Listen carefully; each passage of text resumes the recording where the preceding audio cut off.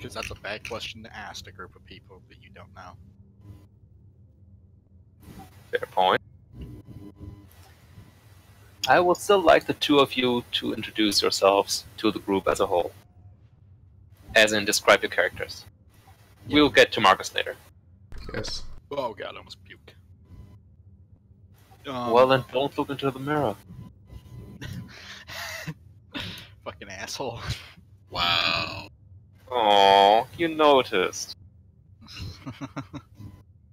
Anyways,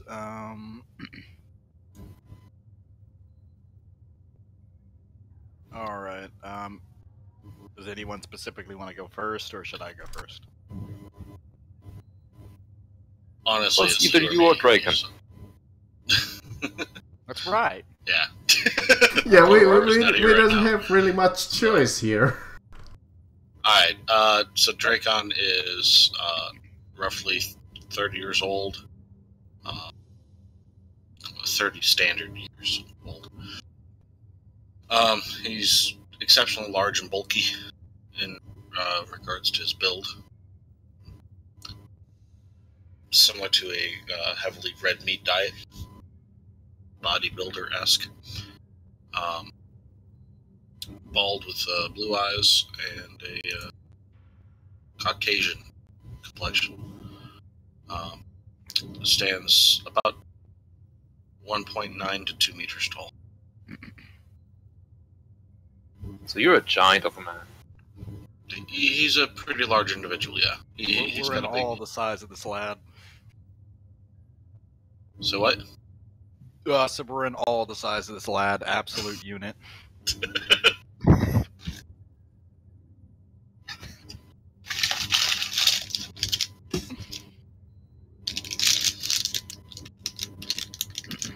And obviously he's wearing his carapace armor. Well, actually, not at this time, because we're on the ship. But you know that he used to be an Arbitus, so before becoming a Crusader.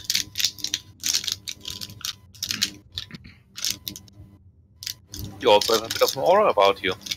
Yeah. Yeah. It's a scary motherfucker to be around, but no one knows why. Except for, apparently everyone knows why. He has no soul. The average citizen doesn't know why. But everyone else, they're just like, ah, fuck, it's one of them. Mm-hmm. He has no soul. The Emperor blessed him with the ability to not be seen by the warp. The Emperor blessed him with the ability to not have a soul. Unfortunately, he did not give the blessing to Guy's character. Do not bitch.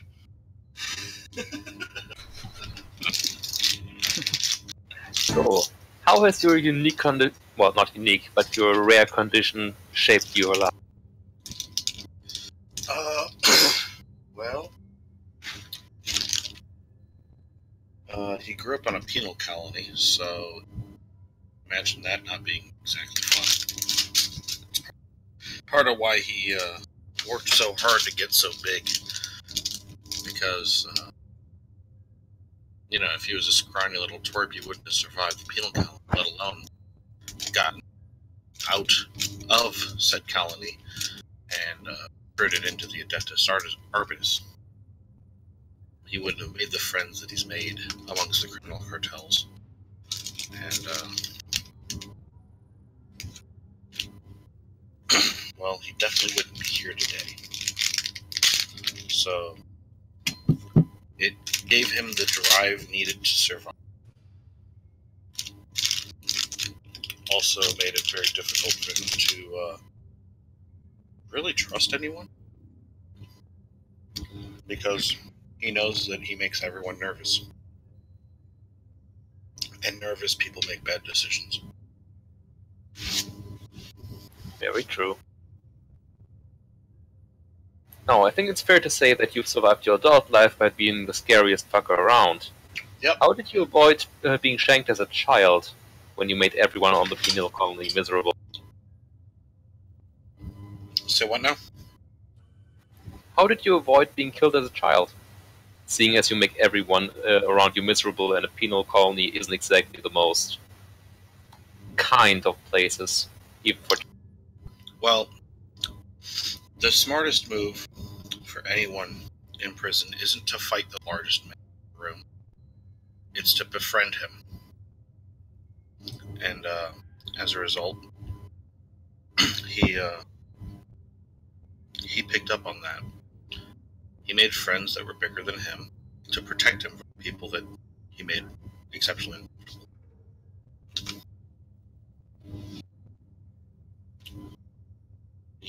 The big guy, he wasn't exactly bright. Realized that this small twerp made him uncomfortable, but had uses. Knew things and understood things that big guy didn't. And because he was small and could get into small crevices that the adult, again, couldn't. And so basically he got used to do things. Which then, later on, he couldn't do anymore. And that's when he started getting larger. Does that make sense? Yes, you were in Catholic prison and you became the prison bitch. No. I mean, like, you can get a kid to fit into an air vent, but a grown man can't. So you use the kid to get into the air vent to steal this thing or do that.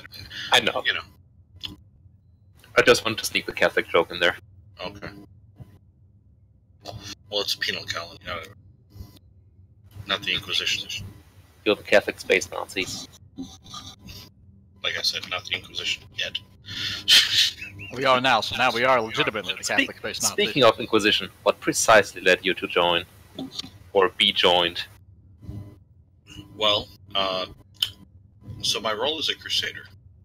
And so, effectively, he was approached by the ecclesiarchy during his time as an adeptus arbitus.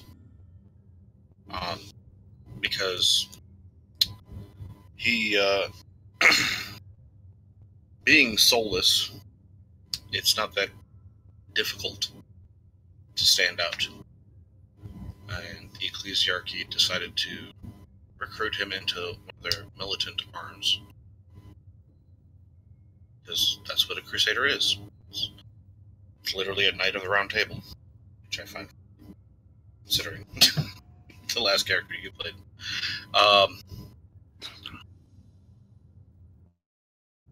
And basically he was given the choice of join this or be executed for what he is. So he joined that Knight of the Round Table, and a few months later, the Inquisition came.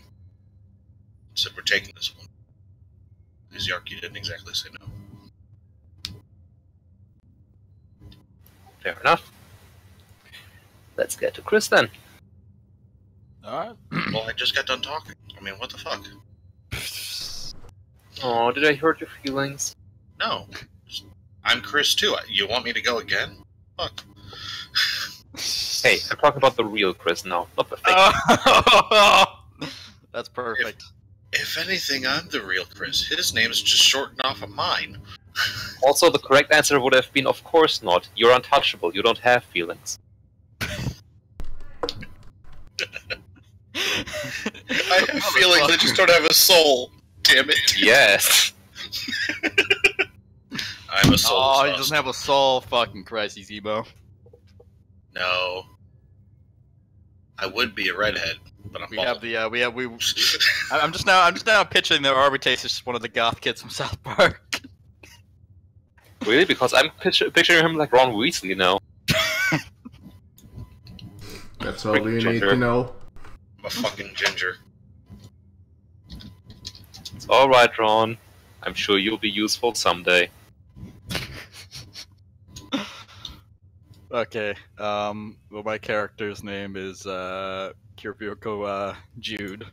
He's a... So right away you misspelled your name. I'm sure I did. Well, I didn't spell it. To be fair, I didn't spell it. I just used the Roll20 generated thing. I just never changed it. So it's Kree-Birko, not Kira-Birko. Oh, is it oh yeah, actually, yeah, it is Kree-Birko. Where am I getting this Kier from? Like there was an IR. Because it's easier to pronounce. Probably.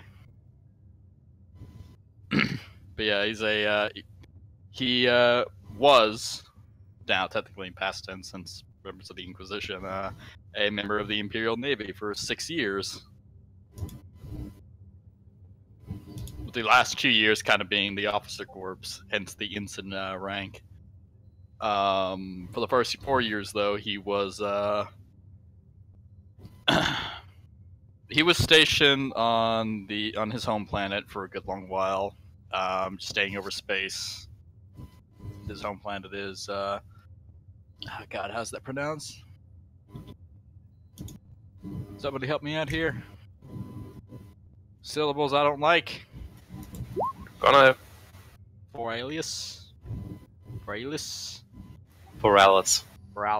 Thank you. Yeah, no, he was stationed on Borealis, which is probably one of the best planets to be stationed on. It's a fucking garden world. Nothing ever happens. It's like the cushiest job ever. And he was a Valkyrie pilot.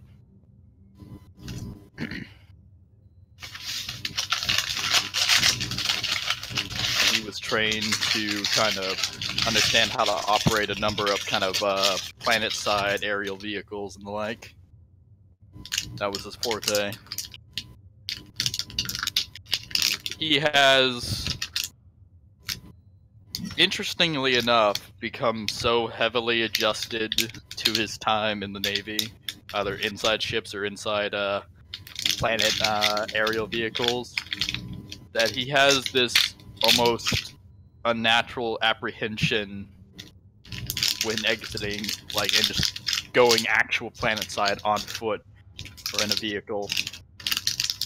It's something about the incredibly wide open spaces that just kind of really puts him off about the area. He's gone to the doctors on board ships and whatnot and asked them about it, and they've just given him the phrase market fever. Or not market fever, market fear.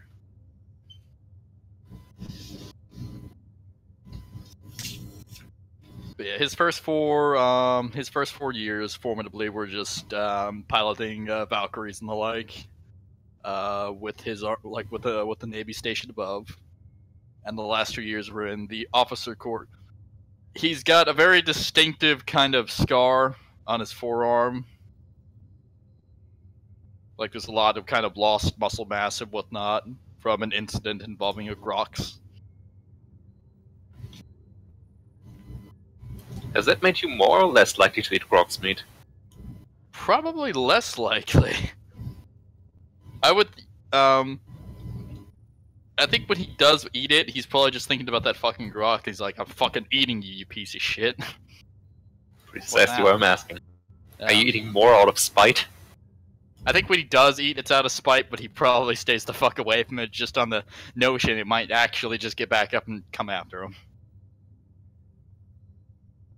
I will note something. They left the beast on him for roughly 10 seconds. Probably out of just the funniness of it. That a normally domesticated creature is mauling the shit out of him.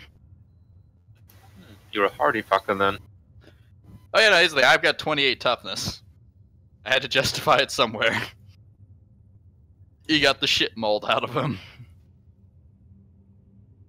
So, how did you join the Inquisition? Well, interestingly enough, the planet that he was stationed up, his home planet, very, very interestingly, had a hidden Eldar outpost on it, both in the actual lore. It is, because the planet formerly, before it was colonized by humans, was colonized by the Eldar. It was one of their planets. They tried to take it back. The Navy that sat over that location moved in to intercept with ground forces and the like. Some good old aerial superiority. He was piloting a Valkyrie full of a detachment of stormtroopers that were with an interrogator. And as they were flying over, they got shot down. And he was stuck on the ground with a interrogator and his little squad. And they managed to accomplish their mission, although I refused to fucking leave the goddamn safety of my crashed Valkyrie, because I didn't want to go outside. But I also had to stay in, well, Vox communication and use the cameras to kind of know and see what they were doing from outside the Valkyrie, which means I saw shit I wasn't specifically supposed to see. And the end result of that is that the second they got me back up into the ship and whatnot, and everything was all hunky-dory, the interrogator and me had a conversation. Which involved a lot of words like, so here's the thing. We've got this lovely position for you. If you say no, I'm spacing you. And I didn't particularly want to explore the vast openness that is the void. So you were given a polite offer that you could not refuse. Yes. A polite offer you cannot refuse.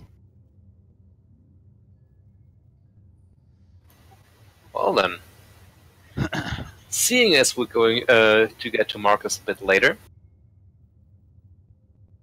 congratulations you two, because your ship enters real space. With a heavy lurch after about 3 months of travel. You've had a relatively uneventful journey, only 2 minor Gallowfield breaches, a single case of minor demonic possession, quickly resolved by a bullet through the poor crewman's rapidly mutating brain. I'll miss John. It probably didn't help that the freighter is a worn-down piece of junk that would compare unfavorably to your average Space Hulk. But as you enter real space and look out of the viewports for probably the first time in months, you see your destination approaching. The planet Bicona lies before you, 2 of its massive hives visible even from space. What little landmass there is that isn't covered by one of the megastructures has this odd reddish hue, not unlike a slab of grog's meat.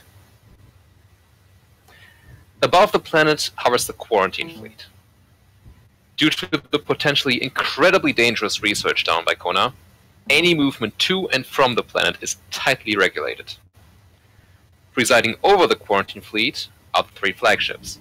Hammer of the Emperor, which serves as the command vessel for Inquisitor Valius of the Order Malleus. Violent Purge, serving as command vessel for Inquisitor Lang of the Ordo Xenos. And the Closed Fist of Retribution, on which your new superior, Inquisitor Ventress of the Order Hereticus, awaits you. Where would you currently be on the freighter? After noting that we're close to objective, I'd probably start going towards the cargo hold. Did you get fairly distant from your mic? You're very quiet, yes. Testing. Still pretty quiet. Weird, because the mic is touching my lips. Okay. That might be as good as it gets, lads. We'll work with it.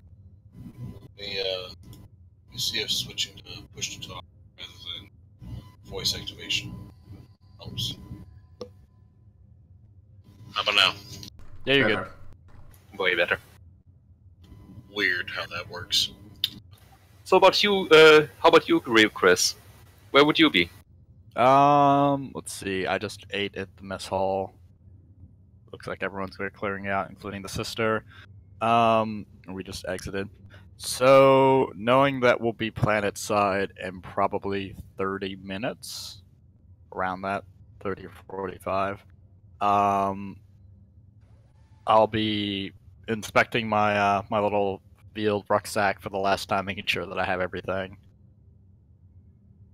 And then taking the fucking anti-anxiety medication that the fucking doctor gave me, knowing that I'm going to have to step outside of this fucking ship. As you swallow half a bottle of pills, one of the crewmen approaches you. Mr. Ute, I was sent to fetch you to the hangar. Oh, lovely. Let's get this over with then. Lovely. Please follow me to Shuttle Bay 17. Alright, lead the way. Dracon, you're also approached by a crewman who wants to take you from the cargo hold to Shuttle Bay 17. You notice he's terrified, staring at you. Yeah, that's what I meant. He seems profoundly uncomfortable. You're used to it. Very well. As the two of you enter the shuttle bay, you see one of the higher-ups of the ship, Lieutenant Jameson. Alright, the two of you. It was a pleasure having you on board. Some of you. I was gonna say, don't lie to me. And there's Sister Aurora. Pleasure. Now, if the three of you would step onto the shuttle, the pilot will bring you to the closed fist of retribution. This concludes our journey together. I can't say I'm sad to see some of you go. But I do appreciate the swift action when Ensign Johnson was mutating. I give him a salute. Good luck to the three of you. The Emperor guides our hands. And I carry this heavy-ass rucksack into the fucking room. Or the side of the entrance of the shuttle. The pilot looks back to you guys as the three of you settle, nods to you.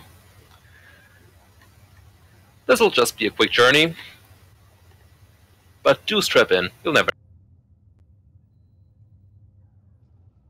I'll strap in. Same.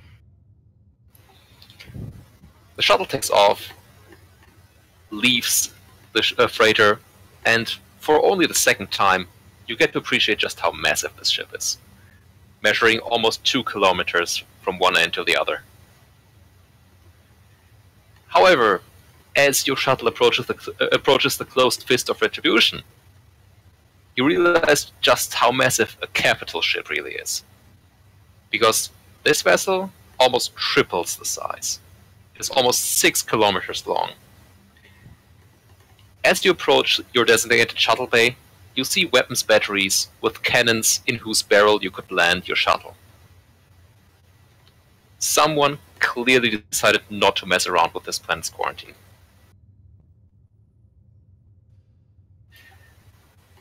As you land in your designated shuttle bay, and you step outside the shuttle, you see a young man in depth robes waiting. Ah, I assume you are the new acolytes. Yes. Excellent, excellent. Follow me, the Inquisitor will want to see you. At which point, Aurora pipes up. I will have to check in with my superiors of the Ecclesiarchy. I will see you in a bit. The depth leads you through the narrow corridors typical of a starship, and towards a set of elevators. Those take you to the upper decks, where the Inquisitor's quarters are located. He leads you to a small lounge, where it bids you to sit. Now, I will inform the Inquisitor of your arrival. He will send for you when he is ready to receive you. Okay. Anything you do want to do while you wait? At current, I'm just having a look-see at, like, doing my last kind of almost compulsive examination of my equipment, making sure that I didn't drop something. It's about maybe the third or fourth time I fucking looked through it. Like, okay, micro bead there, ammunition for hand cannon there, rifle there, check. Alright, that's everything. Draken, how about you? make sure somebody didn't make off with my manacles. My microbeat is already in, so not worried about that. Yeah, other than that, not too hard for me to know where all my stuff is. I don't exactly have a lot, so. The mechanicals are still there. Crivico, you do a 4th check, then a 5th, then a 6th, then a 7th. About an hour later, the adept returns. It's alright. About an hour later, the adept returns, and leads you to the Inquisitor's office. As you enter the room, you realize it's surprisingly large. You're not used to rooms this large that are used for personal use on starships. The only larger rooms are probably the bridge and some of the more common rooms like the mess, and of course the cargo base. In the middle there's a desk.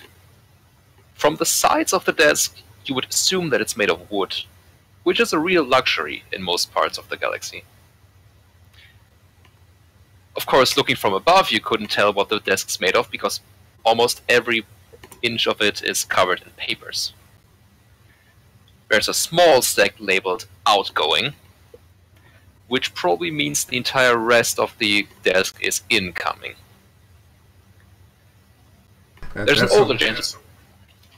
older gentleman sitting behind the desk, currently reading some of those papers, as well as another man standing in front of it. Marcus, describe yourself. Yeah, so, yeah, Uncle Sipikaya, Romanovich, is a heavy set man. He's not exactly strong, he's wearing a typical lab coat. And his left eye is a little fucked up. In what manner? It's Like, is it a I want to lazy kind of eye, say or- that it would be mutated, but I don't have any like corruption points, so I'm gonna say like it's a little like odd. misaligned. Yeah.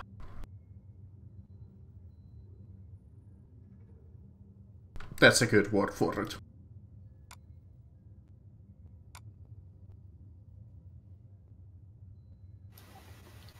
Well then, tell us, why are you here? Why am I here? Well,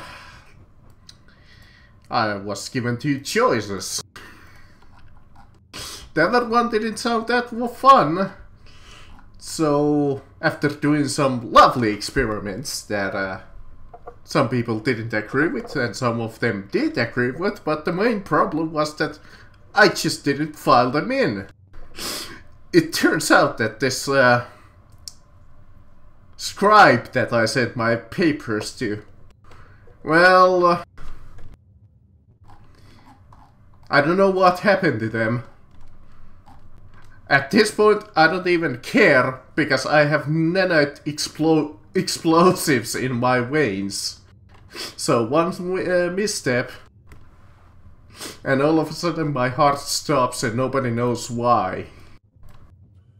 Ah yes, the old clerical malpractice era. That would be a running theme for our campaign. I didn't plan for it to be, but apparently it is. So choosing that, hey, I wanna live a little bit longer. This offer that they're making me is not the best one, but it's the only one that I have left if I wanna live. Alrighty then. Marcus, you have just been dragged up here from the brig. I figured that I was like, even before this, like, let's say I was recruited like a month or 2 back, I was like in an interrogation room for like a month. You've been in this ship's brig for 4 months. Okay, that sounds fine. You've had shitty food, you have been beaten regularly, as you would expect in a brig. And now you've been dragged to the Inquisitor's office. That's probably how I got my eye fucked up. honestly. Quite possibly. Like, Chris, you know how Shawn Michaels has the lazy eye? It's kind of like that. Yeah, it's he's had his ass beaten so many times, his eye's fucking lazy now. You can get that fixed with a number of things: contact lenses, glasses, eye patches, or surgery. Honestly, I'd go with the eye patch for style points. I wanna go for like the picture has for like a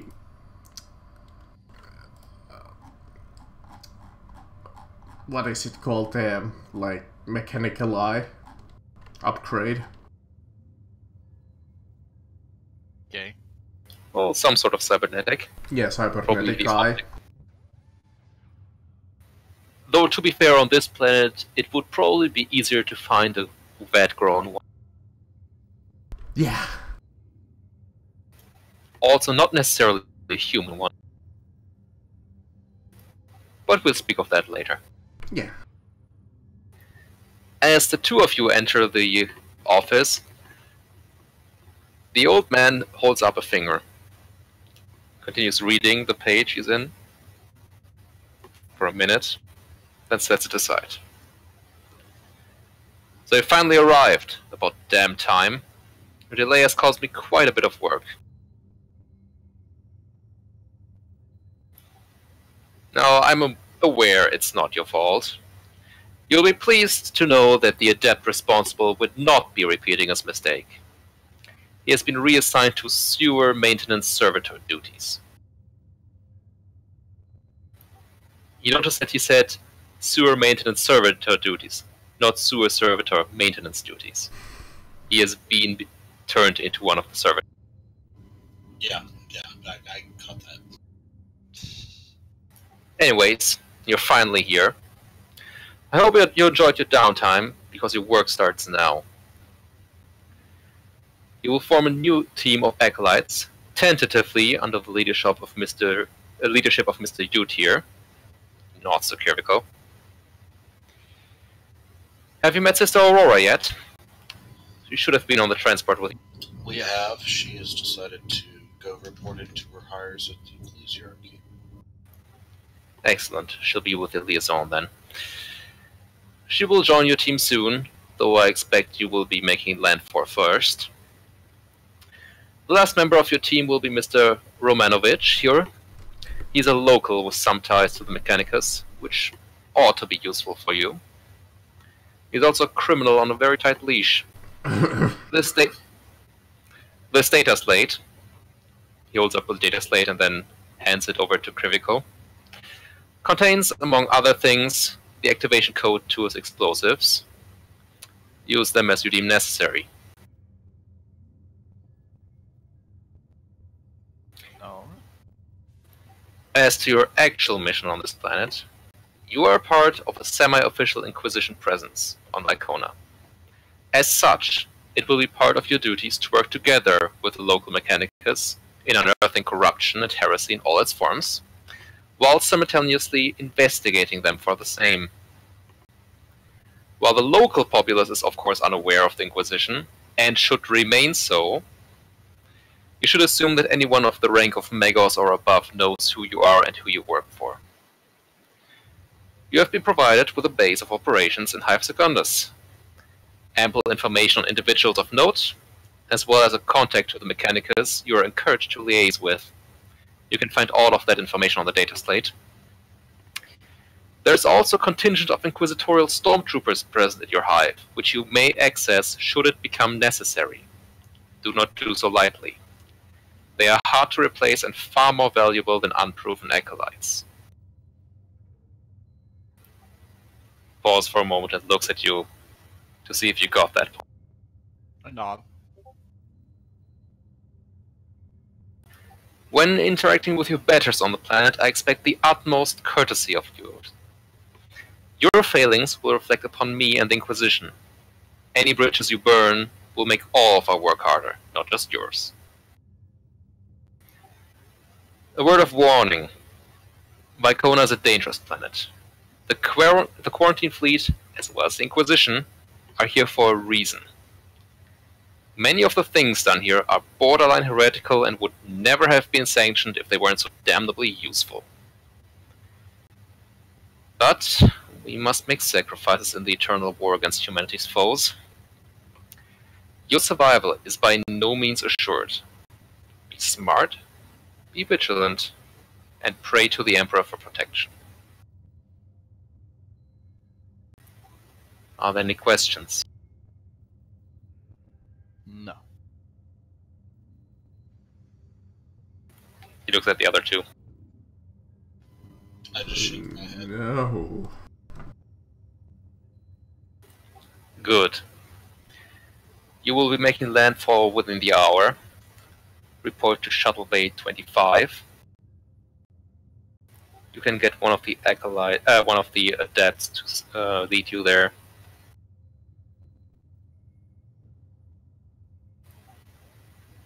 One last thing. If you choose to interact with nobility, be especially cautious. Nobles on any planet can be finicky. These ones are also incredibly deadly. They do have access to all of Vicona's research.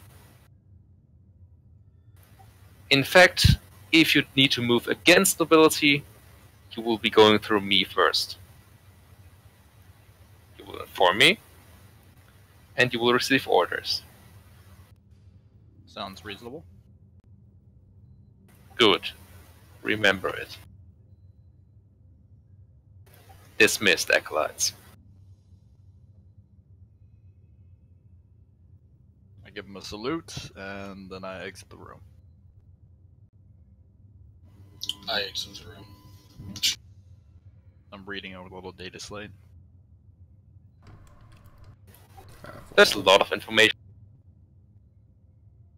It's classed in different kinds, like persons of interest, areas of interest, projects. There's a lot of project data. I'm just looking at most of this, and I'm just like, good God, why isn't the sister here? And that's about 1/10 of the data slate. The other 9/10 are potential dangers.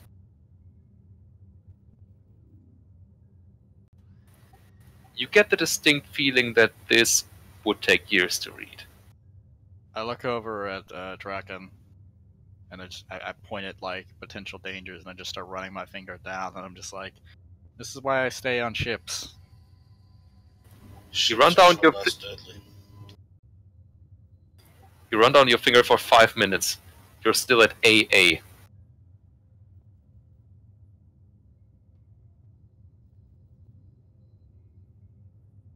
Alright. So do you report to Shuttle Bay 25? Yes. Wonderful. You're once again taken onto one of the shuttles. Told to strap in. Because this time you will be entering atmosphere, and that tends to be a bit of a bumpy ride. Yes.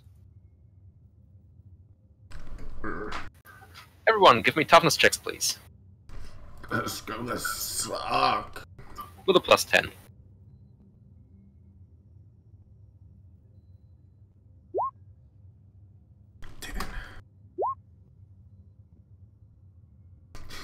Called it or what? Yep. I'll spend a fate point for an additional +10, meaning I made it. To Alright. be fair, I have been in a break. I barely have any constitution left. Dragon, you're fine, you've had worse. The other two, with that many degrees of failure, you're violently sick and throw up. Dragon, give me an agility check. This is ain't no Is nice. this the slip? Fucking slide out the fucking shuttle. You may also substitute dodge, yes. Is there any bonus to this agility, or is it Nope. just flat? Flat. You're hit by some of the splash damage. And by splash damage, you just mean wrong. Splash. Yes. Yes. Are you fucking kidding me?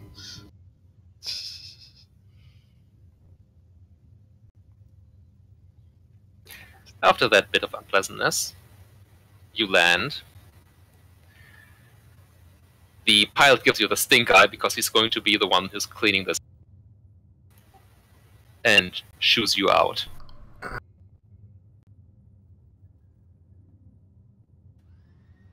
like, well, there goes that entire breakfast at the mess hall, all in one go. Tasted just the same as it did going down. And I don't know which part of it was more revolting. For me, it might be actually a little better. You may be right. I fed him pure piss water. Alright. So, I assume your first stop will be your base of operation? Yeah. Oh, welcome to our hive, I guess. Followed by doing laundry and taking a shower. Whatever that's worth. Lovely. You have been assigned an apartment in the middle of the hive. It's nothing fancy, but it does compare favorably to modern-day favelas. It's not quite a slum.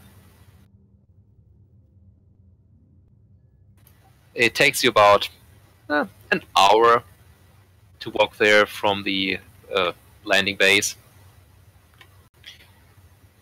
And this is where you enter the map you're currently on, or you should at least be currently on. Yes. This is your apartment. You have a bunch of cots. You have a table in the middle. You have a small cooking area. Some lockers. Yes, there's also some weaponry. And for some reason, a full third of the area is an interrogation room. Here was where I spent the first month, so I go like, ugh, this fucking room. There's still some of your encrusted blood around. What kind of weaponry are we looking at over there? Oh, it's just a bunch of auto pistols, stub revolver or two. Alright. Stuff that is relatively covert.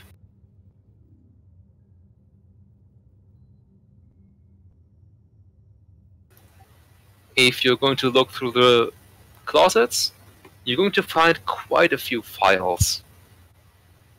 Well, data slates with files on them. Yeah. Again, that's perks of interests, contacts that whoever's been here before made. But it's all a bit of patchwork. You figure that quite a lot of stuff didn't make it into the files.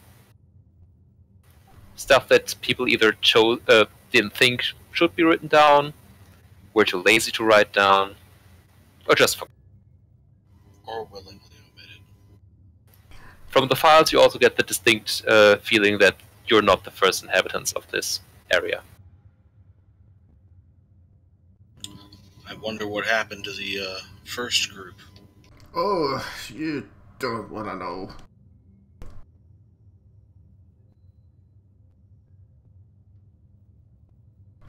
Truthfully, I do. Around here, asking that question. Well, the answer is usually something that makes people... Well... Yeah...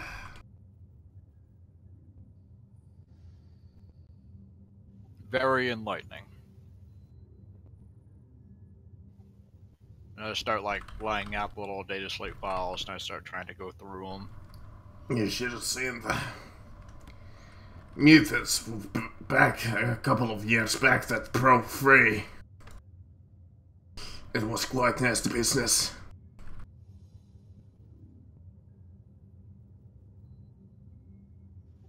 Magic is heresy, friendship is alien. Yes. What is this friendship? No, then if you don't mind me asking, Hooked up but with a towel. I was kinda poorly informed, so what are we exactly doing here? I currently know no more than you. It's just provide oversight over the planet. I need to run through all of these files to get an exact idea of who we should be talking to immediately. A vague idea of the threats that can be found here, and a number of other things. If I recall correctly, it had to do with potential breaches of heresy. Well, Which means you, good doctor, are our first line of questioning. well, I did mostly operate on my own, but I know that during my time here, I know that I'm just gonna make some shit up here. Go ahead, you can add anything to the story. That Haplock 27 used to have quite a big scene of drugs going through it. And people were quite addicted to them.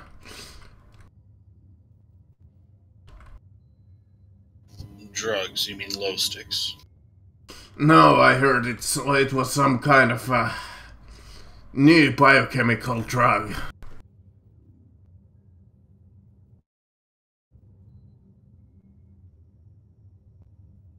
Highly addictive. Heard that there was a few casualties of it because of it.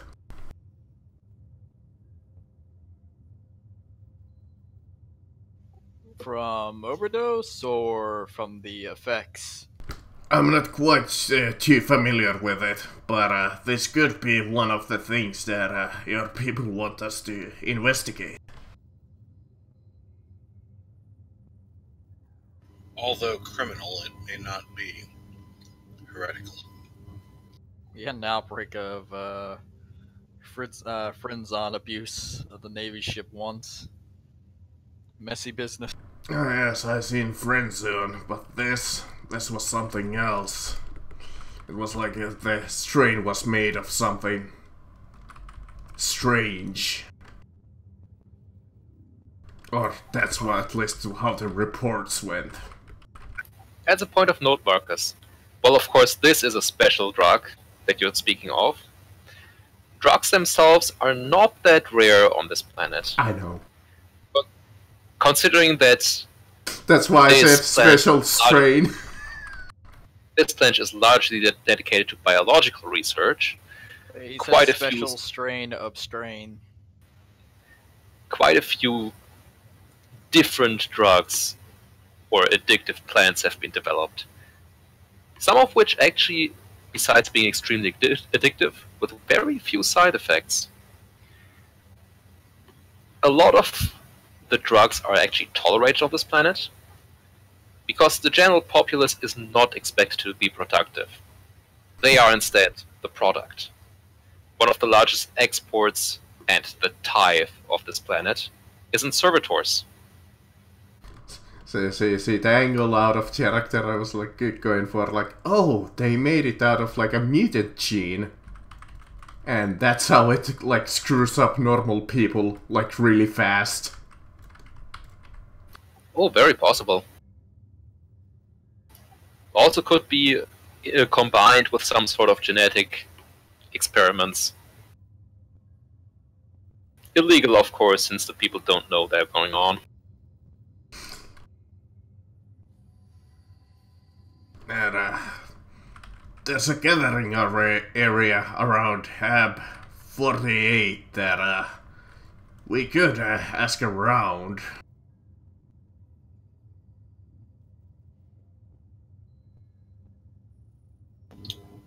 Tell me, Zedekiah, how many Arbitus currently patrol the streets here? Would I know? Are they a frequent sight, or are they rather rare? In the lower hives, almost unheard of. Almost In the middle hives, there's a decent amount. There is a few checkpoints here and there, but you're not gonna be stumbling across them too often. So these hablocks you mentioned, they're not patrolled. Mostly off the grid. I did see an Arbites in the gathering pub. Going there for a drinks occasionally, but that's about it. You would be surprised what cheap booze attracts people. Very well, then I think that I have to be incognito if we go into those lower areas. Yeah, there's been a couple of gunfights here and there break out. And the arbiters don't inspect them? Wouldn't know too much about that.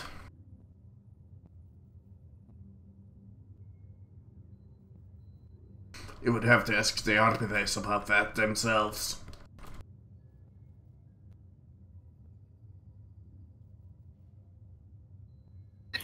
Out of curiosity, do any of you look into the fridge? Sure. I'm currently just running through all the data slates trying to find as much information as I can that I could feasibly actually be able to understand. Yeah, Mark- at this point I'm probably trying to figure out what sort of supplies we have food-wise and such. Marcus, feeling a bit peckish, you open the fridge. It looks like it hasn't been opened since you left this. Oh look, they still have my cheese sandwich here. It's a little moldy. You lived in this room. No. I was dragged into this room from my lab. He didn't live in this room. He lived in the room next door. There was an old Navy corpsman that I used to know. He used to leave his food in the Navy fridge because he used to know a few guys. He'd pull it out and it'd be covered in mold. And I asked him, "Are you actually going to eat that?" And he said, "Moldy bread just means more bread." Well, maggot bread, I heard, is quite popular on certain planets. Marcus, you know for a fact that meat is very cheap on this planet. You also know why.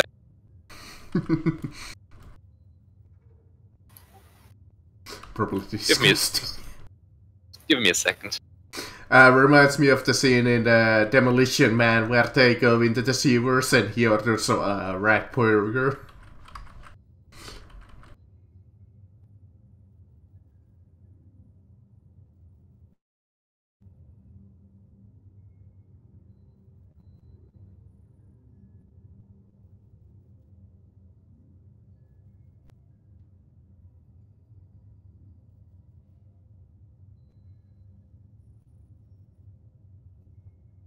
Hello?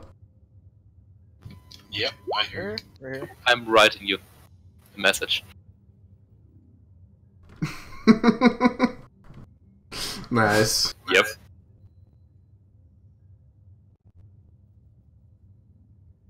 Because of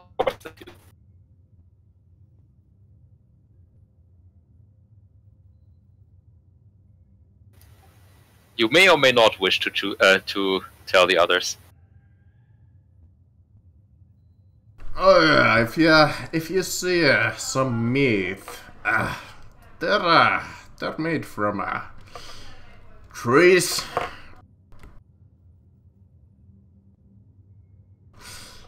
It's cheap, but The meat's made from trees? yeah, it's artificially grown trees. They literally, quite literally, bleed meat.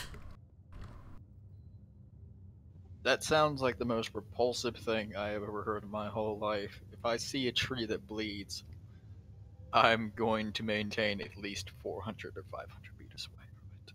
I'm just gonna tell you that right now. Oh, I tasted that meat once. Ugh. Well, quite a few times actually, but... Ugh. The more I hear about this planet, the hungrier I'm going to be when I leave.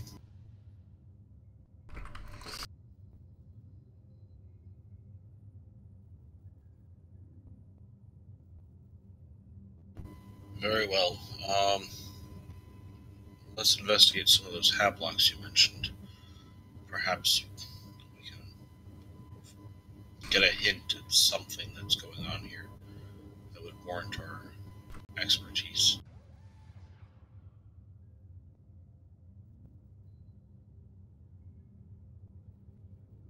Shall we investigate the drug trade?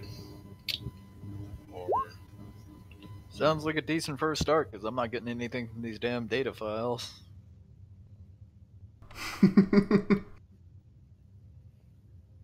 That's not a high threshold there, Holler.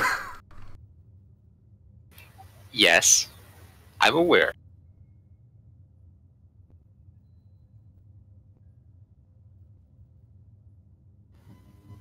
lead the way, Zebekiah. Right.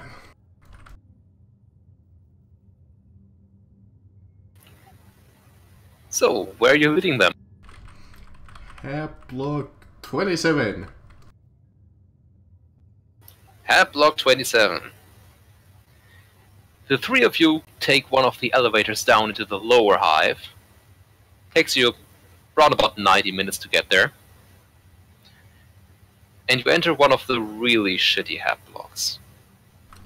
Be careful. Run down even for lower hive, dilapidated.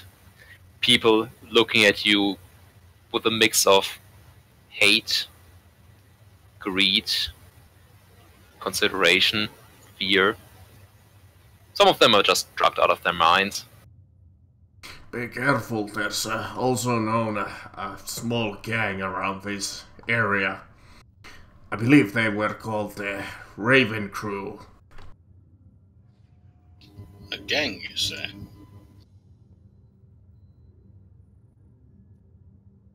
Perhaps we should speak with them. If what I know is... If what I know is true, they would have more pull in this sector. And as a result, they would probably have the answers we seek. Well, if that's the case, you might want to take that Arbitrace insignia off your goddamn armor. Won't want to spook them, would you? I believe he was going to go incognito, weren't you? What I had said is that I wouldn't be able to be incognito in this area. Because there are no carapace. Insignia or not, it's still carapace armor. It still looks the part, with or without the insignia. It is a pretty dead giveaway, yes. Yeah. And I'm not so stupid as to go completely unarmored. they shouldn't attack us right on sight. I do have a small reputation of helping some people out here time to time. Well, that's what I'm hoping, though. That they won't attack us. At least where you currently are, people don't seem to be attacking you. They do seem to be taking a double take when they see the Arbitrace, though, and then move away. Some of them rapidly. Yep. Oh yeah, you might want to take that badge off. If you still have it. We just went over this, Marcus. Yeah. It's not going to help. The light carapace is the stereotypical look of an Arbitrace. Yeah. It's like going into the Bronx with a police uniform. Even if you take away the badge, it's still police uniform. See. It's like being dressed up in a SWAT outfit and and walking down the street, people assume you're part of the SWAT. And something Didn't Dave Chappelle have a joke where he was talking about the way people dress and whatnot and the presumption of what they're doing? I'm gonna quickly grab some food, so just like a few seconds.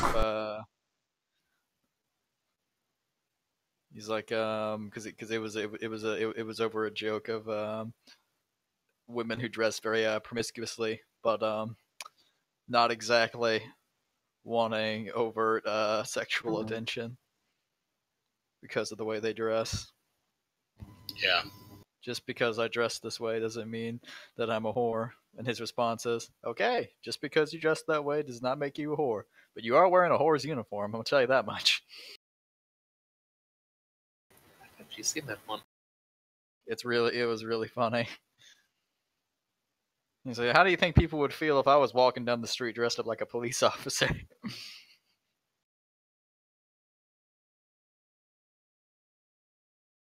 So, people seem to be keeping the healthy distance from you guys. What do you do?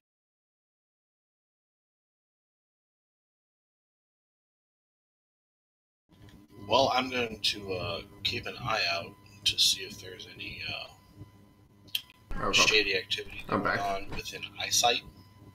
You know, maybe they haven't quite. I'm not talking This is like the underhive. 10 meters around me. Well, there's two sides to this coin right now. They're keeping a healthy distance to us, so no one's going to try and pickpocket us, although we'll probably be shot within the hour. Yeah, Dracon? I understand This is the underhive. Every action here is shady, even the ones that are legit. yeah, be lucky that we're on the lower hives. What I'm. Let me try to refine what I'm looking for. Because I grew up on a penal colony, I understand what's going on here. They see an arbitrus, everyone that does their truly illegal, shady activity is getting the fuck out, and they're giving us a wide berth. Well, that wide berth is also distracting from the truly shady business. That's what I'm looking for. The stuff that, if an arbitrus were to see it, that person would be arrested on the spot. And I'm looking for that whole pushback where, oh, shit, it's an arbitrus, we need to dip. Does that make sense? So, are you looking for a violent counter-reaction, or are you looking for people who are running? People that are actively, maybe not running away, but quickly exiting. That is everyone who isn't too stoned out of their mind. Okay, is there anyone actively running away? Oh, several people. Don't you know, everybody in this block is a criminal. Maybe not, but they sure as hell don't want to get into the way of an arbitrate. Because that's a good way to become a servitor.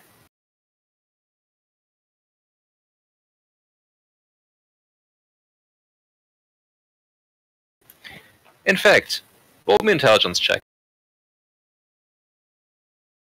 Everybody, or? Sure. Nope. That's my second 90 above roll on this session. Chris, please. God fucking damn it. Okay, so you have no fucking idea why they would run away. Maybe you smell. I wouldn't worry about that. That always happens here. Not quite sure what's the reason, but... You know what? I'll try and re-roll it with a fate point. Let's see if that'll change anything. In fact, you know for a fact that Uncle Zebediah smells because he hasn't showered in 4 years. Oh man, that blows. Tell you what, because this isn't that hard, I'll give you a 20 bonus. Okay. You've heard already that this planet's main export and its imperial tithe is in servitors. The resources for that have to come from somewhere. Most of those are going to be criminals. And if you need a lot of people to turn to servitors, the definition of criminal is going to become hazy. if you look official in this kind of neighborhood, they're going to assume you want to take them away. Or you're going to look for an excuse to take them away. Yeah, so I look at my two erstwhile companions, and I'm like, I fucking forgot while I was skimming through the reports and whatnot. The people here are fucking terrified of you for a different goddamn reason. Other than just because you are the law. You are the law that kidnaps people from their homes and turns them into servitors.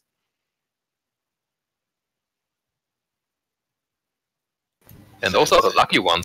Helpful. For fuck's sake, I didn't realize the arbitrates here were fucking Unit 731. Well, they aren't. It's very rarely the actual arbitrates that does the whole kidnapping thing. That doesn't mean the general populace doesn't believe it. I gotta wonder, what else do the fucking tech priest here do? Do they inject them with seawater? Well, no, but gene stealer strains, yeah. That's a real thing. Japanese fucking research unit 731 in when they were in China, they kidnapped civilians and injected them with seawater just to see what would happen. I have a feeling the results were predictable. They also froze people's limbs just so they could see what it would sound like if they hit it with an object. It is described as sounding like what would happen if you hit a metal rod against a board. Yeah, I probably shouldn't talk too much. A lot of the advances in medicine of that decade and the following two were made in concentration. There were a number of fucked up shit they did. One of them was just they wanted to study the effects of syphilis, and they just got tired of injecting people with syphilis, so they just started raping people. A lot of the studies on stuff like pneumonia and frostbite, a lot of the treatments of those came from concentration camps. Yeah. I'm not exactly sure what is like. We gave immunity to the scientists of 731 for their research just to see if it would, because they did a lot of biological and like germ-based research. But I guarantee you, up to 60% of all the fucking research they did probably did not help us in any way, other than just kind of illustrate how fucked up the Japanese are when they're dehumanizing the Chinese. Well, it taught us what to do. Pirate them. Now, knowing those facts, consider that a lot of what the tech priests do on this planet could be considered. Because that's the point. The people who are turned into servitors, those are the lucky ones. Then sometimes human subjects for experimentation are needed. And those are the unlucky ones.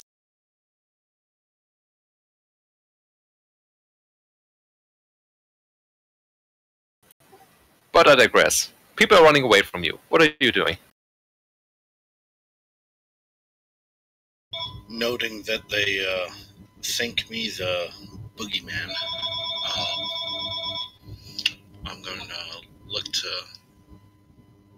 them and look to our group and go, I'm at a loss here. Should we go back, drop our gear, and try to come back to talk to these people and put ourselves at that level of risk? Well, I'll do you a solid. I'll have this guy, and I pointed Sebekaya, lead me a bit further ahead, and I'll try and chat them up, because I am not wearing my gear. That's why my fucking rucksack was so goddamn heavy. I stuffed my armor and my rifle in it. The only thing I got on me is my hand cannon. For the most part, I could pass off as a fucking civilian, or at the most, generally considering the kind of grooming standards and whatnot, a fucking goddamn Navy sailor who's on shore leave. Very well. I'll see if I can't drum something up. If anything ill occurs, move back towards me and I'll move towards you. I reach for my little holster and I pull out my hand cannon very, very quick like. I'm like, this thing echoes out really far. you'll know if I have to shoot someone. If My point is that I'm not a fast runner. if you have these beats, micro beats, what's your frequency? I give my frequency. Again, my point is that I'm not a fast Yeah, runner. he's not a fast runner. I won't go too far. So, come back to me, and I'll head to you. It'll make things easier for us to regroup. Yeah, I won't go too far. Oh. If everything in those reports are accurate, these people won't come anywhere near you unless they're in a group of 6 or 8. In which case, start yelling over your microbeat, because we'll have to come back. Because you're going to get lynched.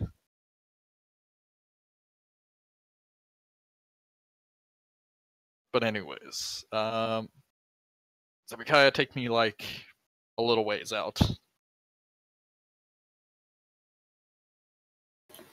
Alright.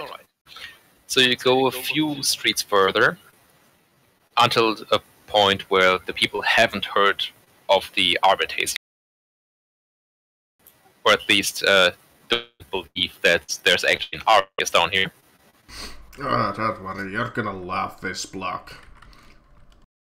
Am I really? Not really. No. Why did you lie to me? I already don't like being out here in the fucking open. So, you see a bunch of people around.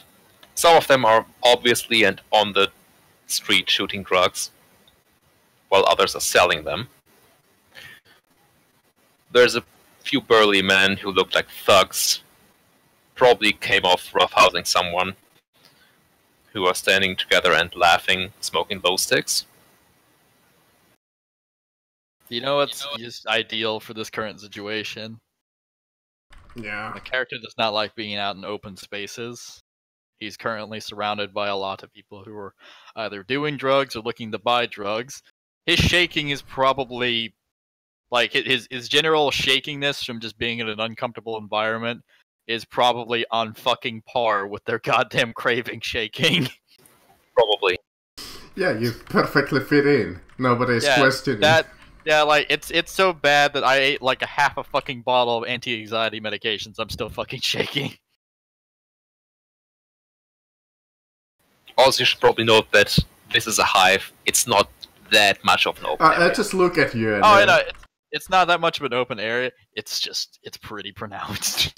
I just take a look at you and I say like, oh, you're perfectly fitting in already. Yeah, I got a bad case of market fear.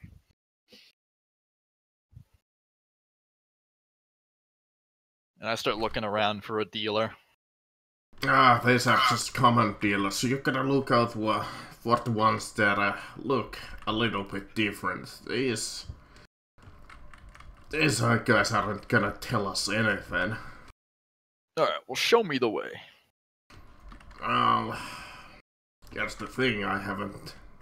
Not too familiar with it myself, but see those 2 guys over there? That look like they almost beat up somebody. Those are just probably goons. We gotta look out for the one that seems to be giving out the instructions here. You wanna tail him? That wouldn't probably accomplish much. Well, if we tail him, but we could give it an attempt. Well, if we tail him, they'll take us to their boss. I'm not exactly stealthy stealthy myself. Hell, you could spot me 10 miles away. I start looking for a dive bar. The dive part, as in a bar? Oh, a dive bar. I mean, you can certainly find one. You would also think it distinctly unsafe for you to enter one. Well, Which is why I'm looking for one. Mm-hmm. I look over at Uncle Zebekai. Yeah, and I got a plan. Dealers, no dealers. So I just walk up to one of the dealers.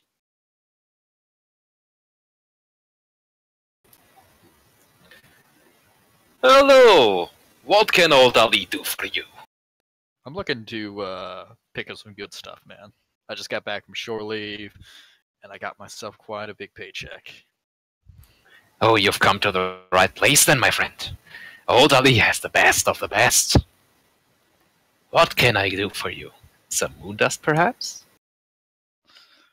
I turn my head over and I point at the old Uncle Zebekiah over there. I'm like, that guy right there. He was telling me that there's some real new shit, some good shit out here. I'm looking to get some of that. There are several new ones, I believe. There's glitter shrooms. Those pack a punch.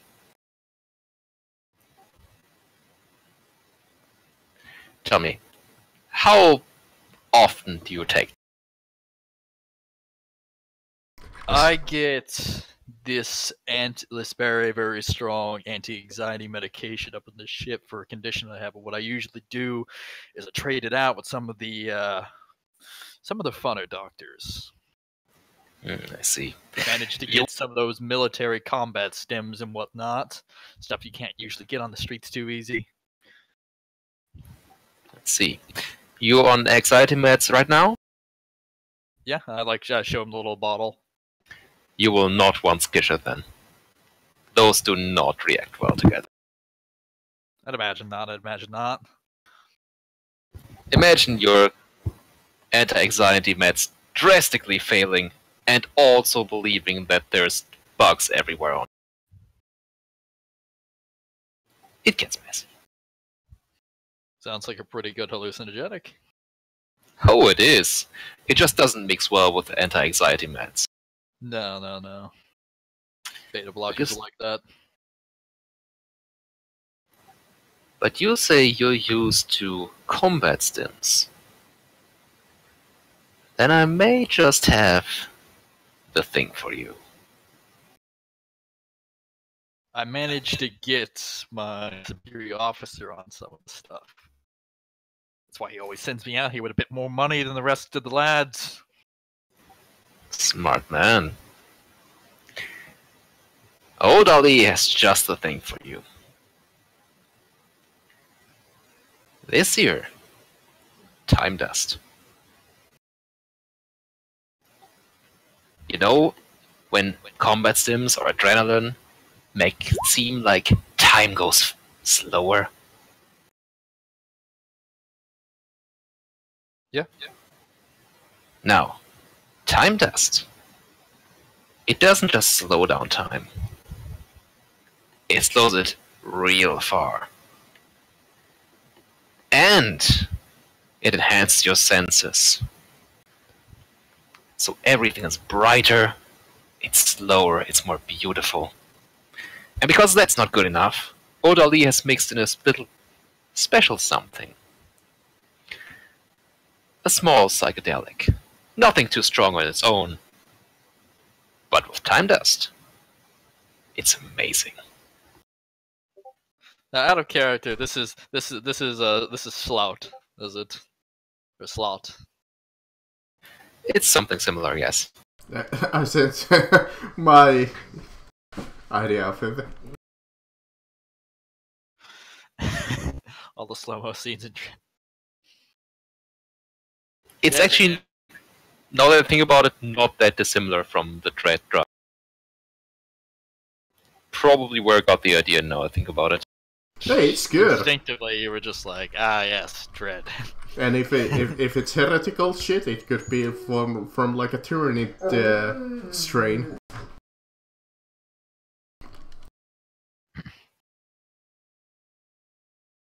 So yeah, no, he's I'm looking at this stuff and I'm like, that would be perfect.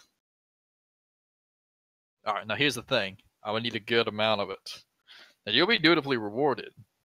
Because here's the thing. Back on ship, we got one of them weird fellas. We managed to get in a shipment of that spook stuff. Do you know what that is? No, of course, old Ali knows all the drugs. It is my trade, my friend. We managed to get a big old shipment of that. No, everyone up there is too scared to do it. But I guarantee you that most of the people out here who are looking for something a little extra special probably are. I can get you the shipment for that, but I need a big box of this right here. And I need confirmation that's the genuine stuff. No, a small sample would not be a problem. Now, just how much do you need? I'm like sitting here like kind of examining, like looking around. Like just to kind of give him like a visual aid. Are there any like little small like boxes or crates? Oh, sure. I point over right there, like one of the small little crates. I need a box like that. So just looking to start your own trade, then? It's gonna be an interesting office party, I'll tell you that much. Well, I can't say I have that much myself, but I can connect you for a fee. Alright.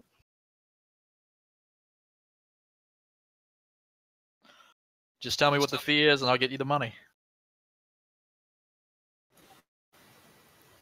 1,000 thrones. And I will connect you directly to the one I buy from. Alright. Give you about 3 hours. Meet me here. Alright.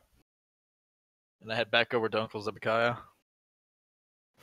Alright, then we will switch to our arbitrator's friend for a moment.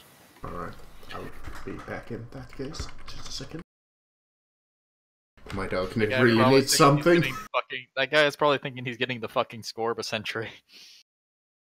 Oh, probably. Especially because 1,000 thrones is more than most fucking people ever see. Dragon, you went looking for a bar and you find one easily. You know where the seediest bars are to be found, both from your background and from your career. As you enter, you see that even this time of day, there's a couple of people getting drunk. All of them look like thugs. There's a bartender polishing a dirty glass with an even dirtier rag.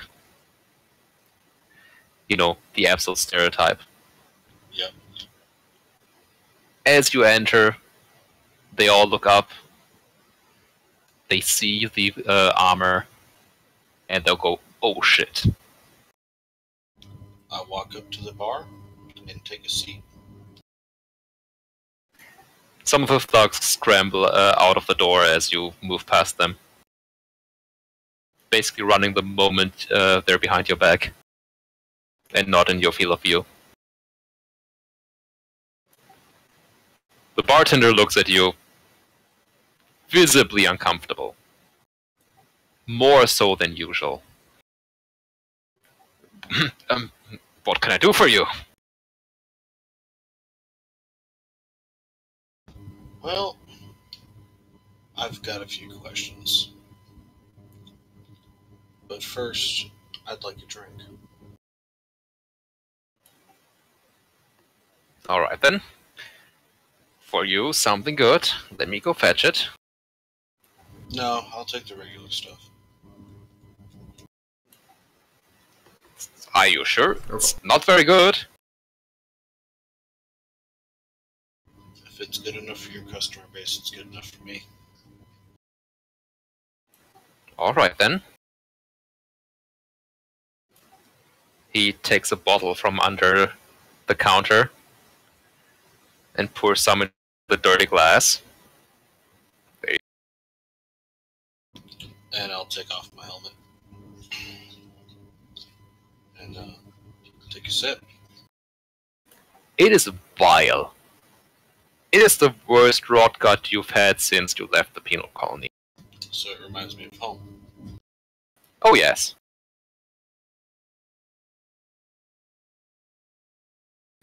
You're also pretty sure that your breath is flammable now. Good. I might have to use that later. Just don't. Okay. So, what can I do for you? So with that check that I made, do I know the answer to my question?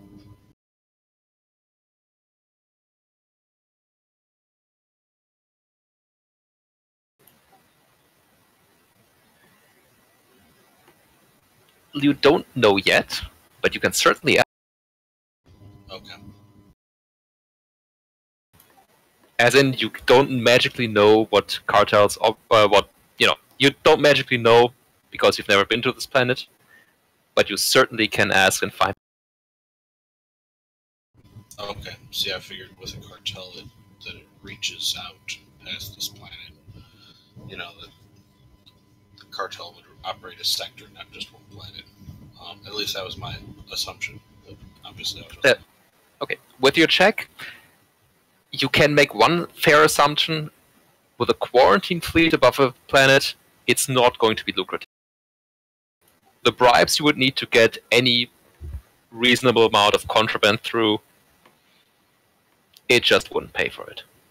Gotcha. So most crime is probably going to be planet-wide at most. All right.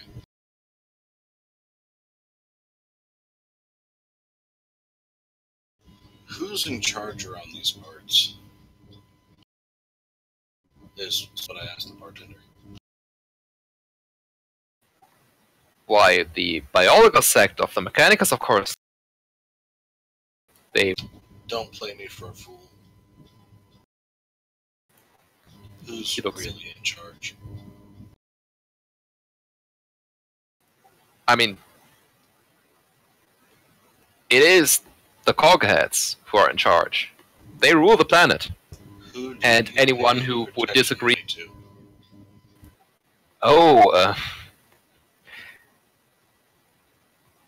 we usually call them taxes, and they go to the.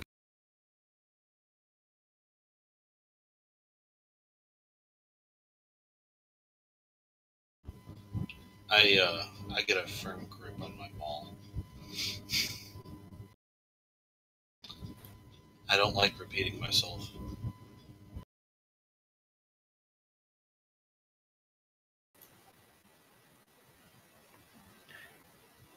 Sir, we pay handsomely to be overlooked by the servitor corps.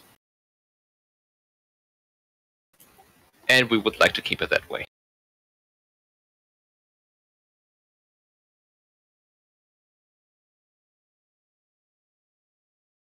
I am not looking to arrest you.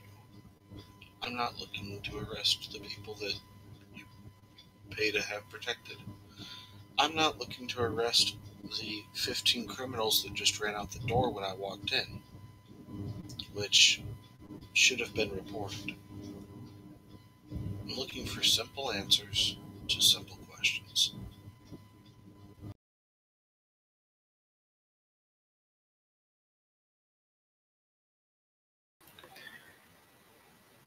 I told you, we spend protection money only on the servitor corps.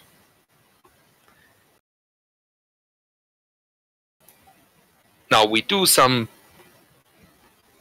business around these parts with other groups, but we're not required to pay any sort of protection fee.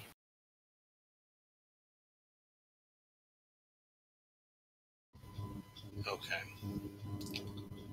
In this business you do with these other groups, who are those other groups? Sir, I really can't tell you that. Can I top you off on the drink?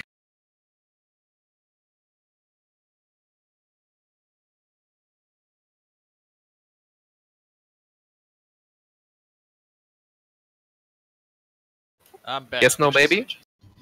I'm contemplating my next course of action, whether or not to roll intimidate, an attack roll, or just say no and get up and walk out. Did I hear intimidate or an attack roll? Yes, that is what you heard. Oh dear God. I'm not. We're gonna be like, all right, we made some fantastic progress with our investigation into this drugs, and then we just hear gunshots coming from the bar, and there it all went. There'd be no gunshots. It's a shock mall. Oh, It'd be hit, he's stunned, hit, he's stunned, hit, he's stunned, and unconscious. well, I mean, if you have the same luck as fucking Baishan, you'll fucking miss. Silence you. When it came to shooting, Baishan was on point. That is true. It was his stealth. Yeah, it was his stealth. No, you can't top me off. I'm good. And I grab my helmet and I walk out. Lovely. Could you give me a toughness check, please? A second. With plus 20. You filled your drink with cyanide.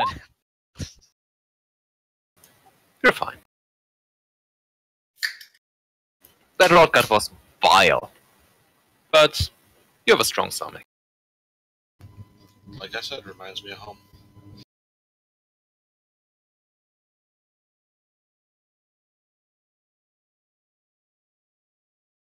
Or someone is passing the checks.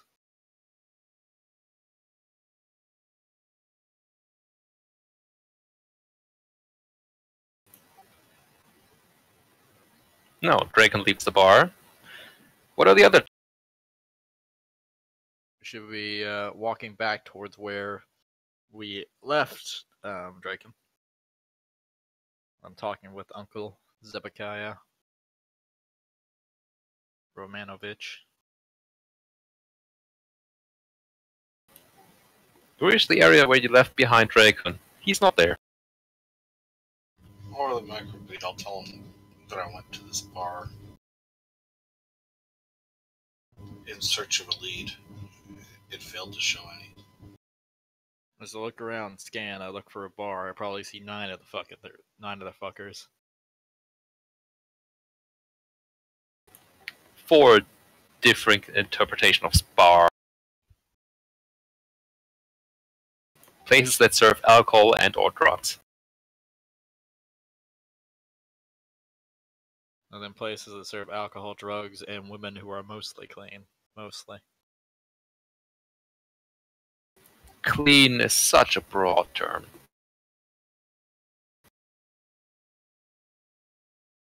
Ow. For fuck's sake. Ow, goddamn. So, the 3 of you meet back up? Yeah. That was a question? Yeah. And that was the answer. Yes. Good. Son of a bitch.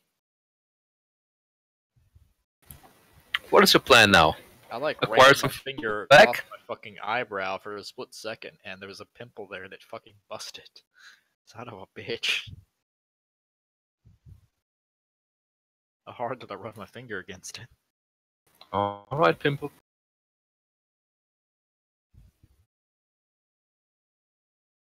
Please tell me you came up with something. Yeah. Back. I definitely got something. I managed to find a local drug dealer. He sells some sort of mixture with slot. Do you know what that is? It's a combat stem, increases reflexes, alters perception a bit. Aware, yeah. He's got some of that, some fairly strong variant of it that he mixes with something. That might be what we're looking for.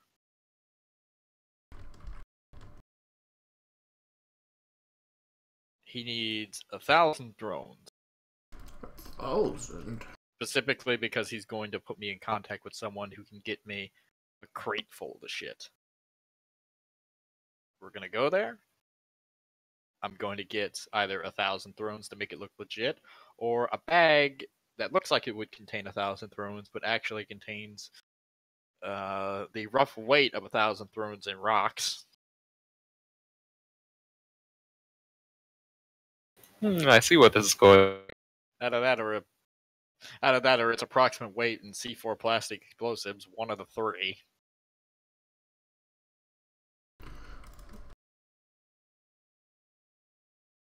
moral of the story is, whatever is going on down there, they shouldn't have access to slot, and whatever they're mixing it with is probably incredibly dangerous. Might be what we're looking for, but all to get it the same, it needs to stop.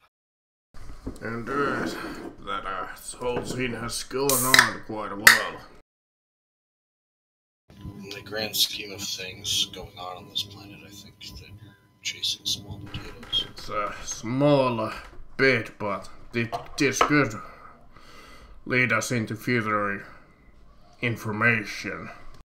You know, these types of people, they have connections. Yeah, which is why I'm asking currently, right now, we can either give them the thrones, legitimately give them the thrones, and take the drugs, which will put us indefinitely in contact with this individual, because if we just bought 1,000 thrones worth of a certain type of drug, they know that we have a lot of money and that we're going to want to continuously get stuff from them. That puts us in further contact with them. Or we can shut them down right now. I would say to put the 1,000 thrones in a bag and put a tracker of some sort at the bottom of said bag. Yeah. We'll get the bag. I'll take That it way, down. We can get our money back. Yeah. And in this conversation, I would suggest that we wish to seek their employer. Usually, the boss is 3 or more steps removed from the street dealer. Yeah. Somebody get me when we get back to our little safe house, somebody get me a bag with one of those tracking chips inside the fabric. I look over at Zebekai. Do you think you can put in a call with the Well, with one of our liaisons to send us some expenditure funds? there should be trackers, maybe even here. But about the funds, I believe you were given those contacts. Alright, well I guess. Alright, well I guess I can give them the call then. I definitely know that I don't have 1,000 drones. Sure, I was paid. I was asking you to call them, not to you come up with the funds. But I was asking if you could I know, but I was making just a comment that I don't have the funds definitely myself. I wasn't asking you specifically for the funds, I was asking you to make a call for the funds. And, yeah, he didn't give me the little contact list. Yeah, so, I was unaware of that. Yes, it's your tiny detail, so I will just make the call. Yeah, you were given those because you're the quote-unquote party leader. So was Aurora, but she's not here. Alright. So, I assume you go back to your to your base? Yeah. And who are you trying... well, first of all, as you enter the base, you see a data slate on the table that you did not... I did not leave that there, someone's been here. Looks like you guys already had a visitor here. I pick it up and I give it a read. It looks like you have an appointment tomorrow at noon with someone called Megos Altus. I hand the slate over to Uncle Zebekiah and say, do you know who that is? It's quite a famous name here. I hadn't had interactions with him. But you know in fact, so do you, Chris. Because he is your liaison for the machine code. I read in the report that he's the liaison, that he's affiliated with the Mechanicus. To be honest, I wouldn't be surprised at all. Because that man, the influence that he wields, well, we better not fuck him with him at all. Alright. Well, let's get what we need done today done right now, because we gotta be there tomorrow by noon. So, somebody get me that bag with the tracking chip, and I'll make the call to see if I can get them up down here. So, I rummaged through our desk and see if we would have anything here that could be used as like a tracking chip. Oh, there's several tracking devices in the lockers.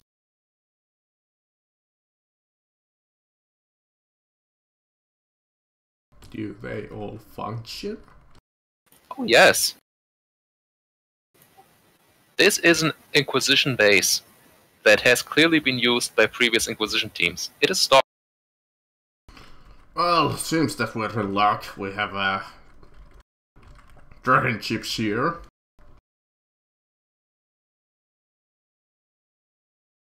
Couple of briefcases here. Some papers. Oh, perfect. I'll look for the Vox communication number for the interrogator. Or was it the interrogator we spoke to inside the base, or was it the Inquisitor? You spoke to the Inquisitor on the ship. Okay. Is there an interrogator on planet?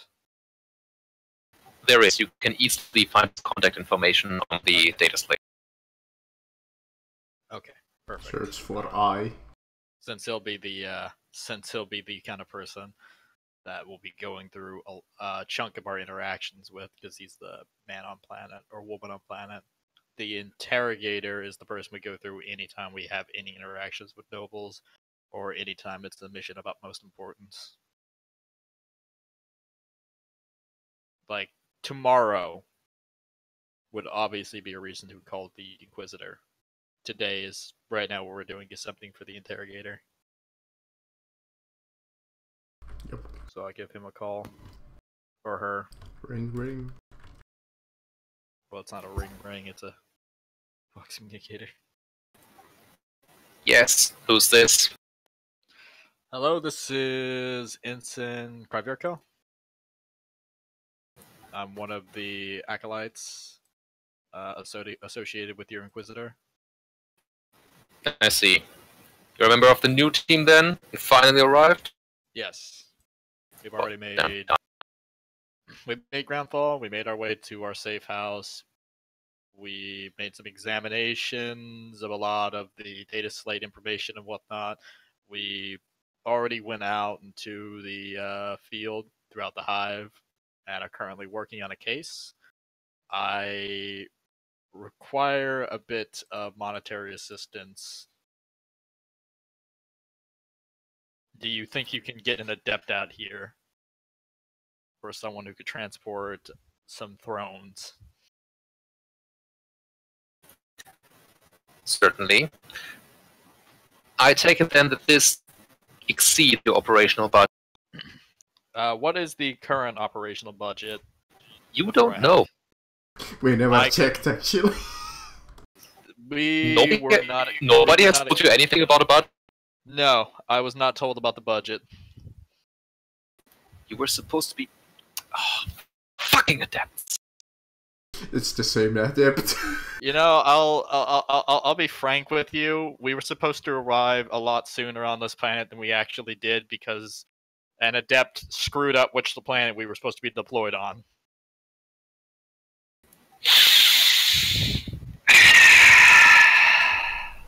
Adept So, Jenkins. yes. So far, the adepts involved in this have ensured that everything goes pear-shaped.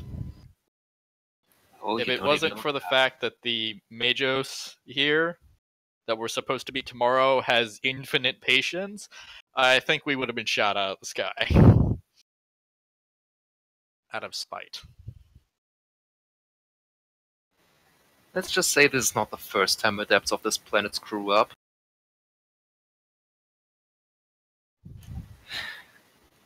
How much do you need? I needed 1,000 thrones. So it should certainly be manageable. I will send over one of my adepts.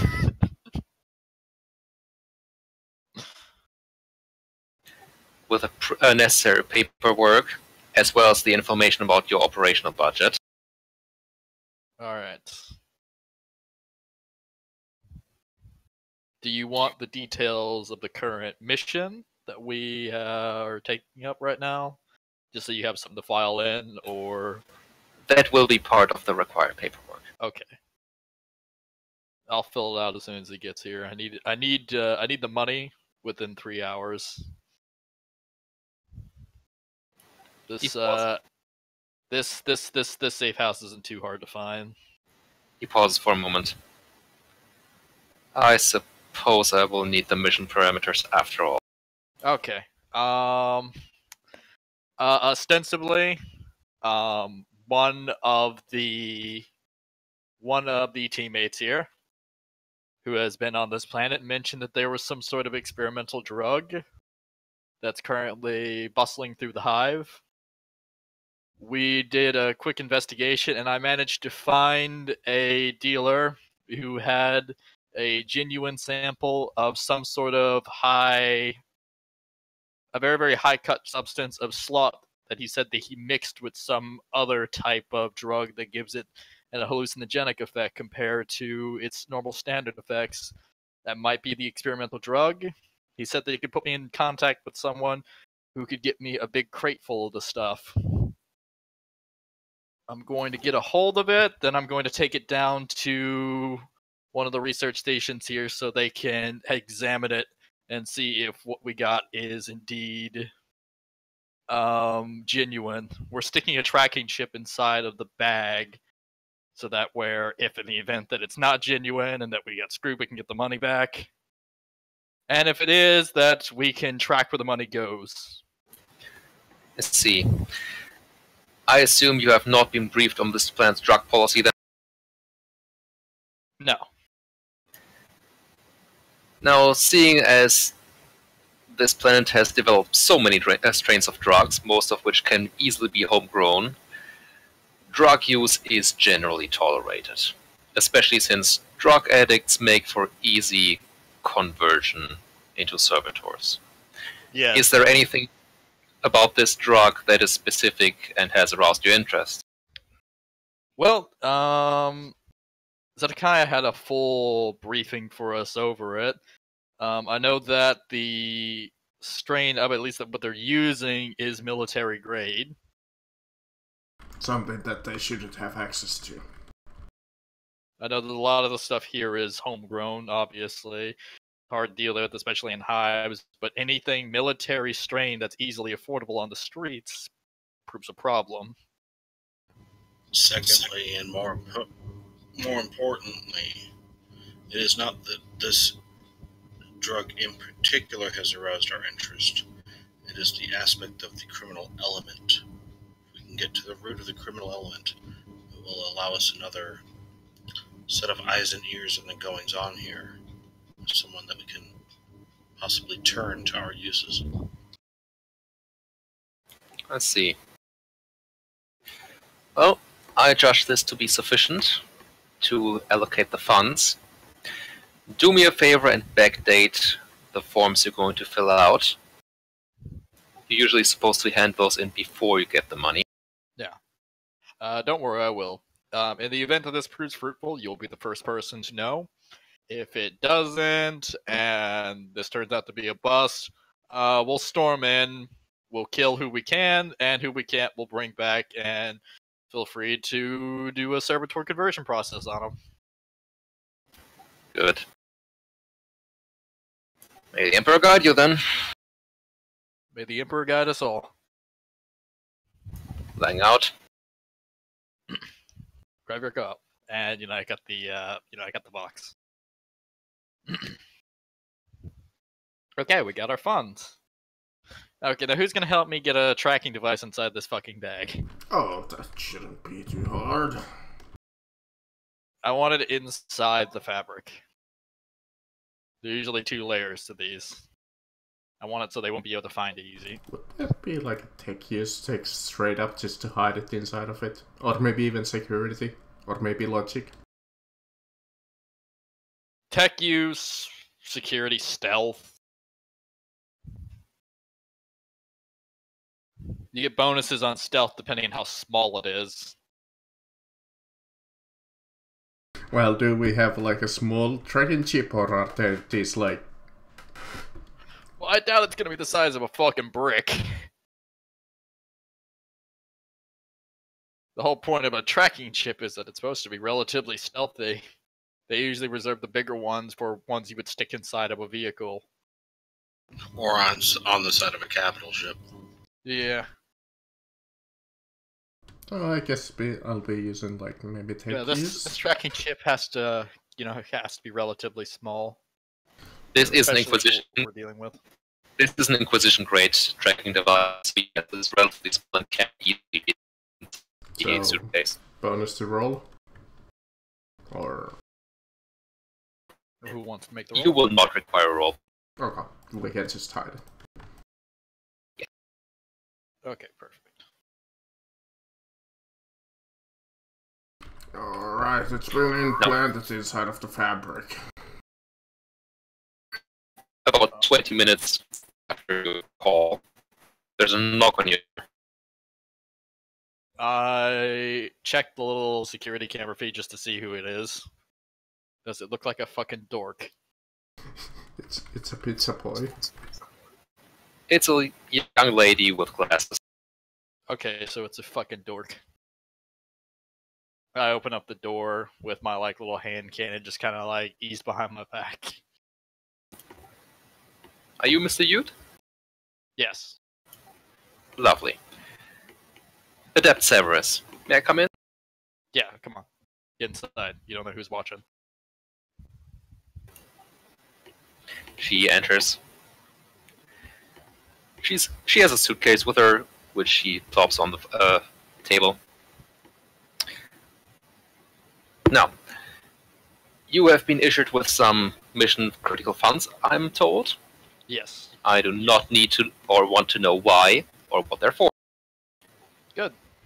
Just fill up these in triplicate, and she hands you a stack of papers, about 10 centimeters thick. I look at her and I'm like, count them out.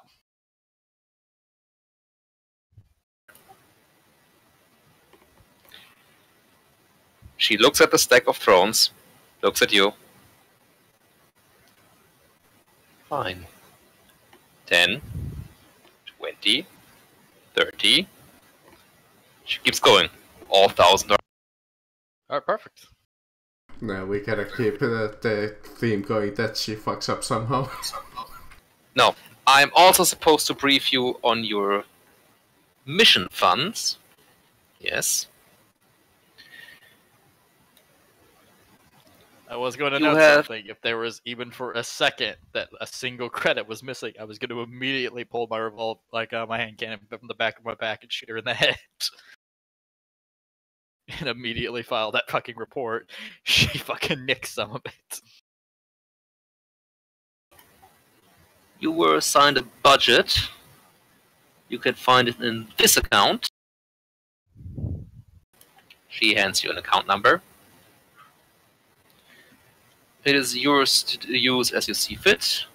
However, be advised that expenditures such as food are required to come out of that fund. Yeah. You would not be the first X-Flight team that starves because they bought a shiny new gun.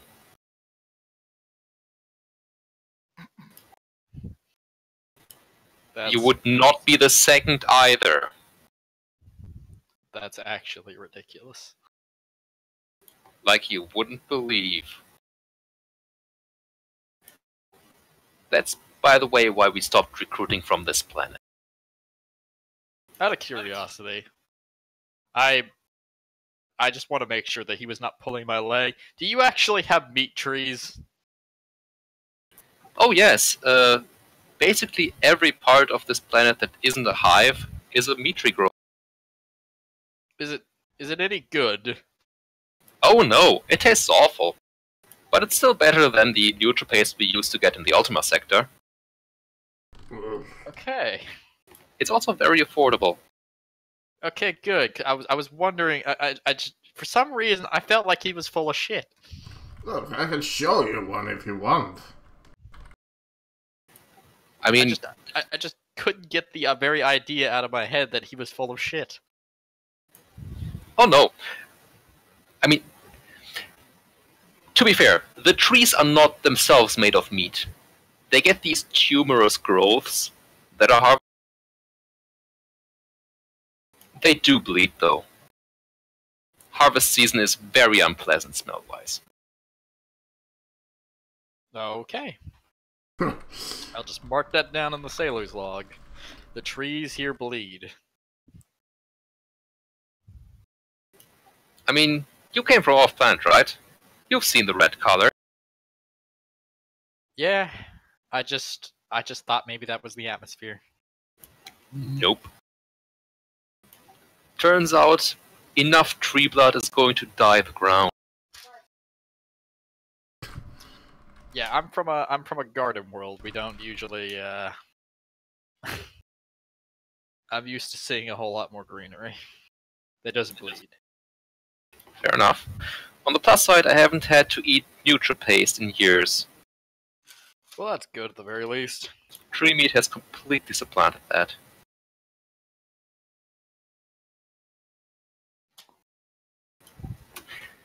Anyways,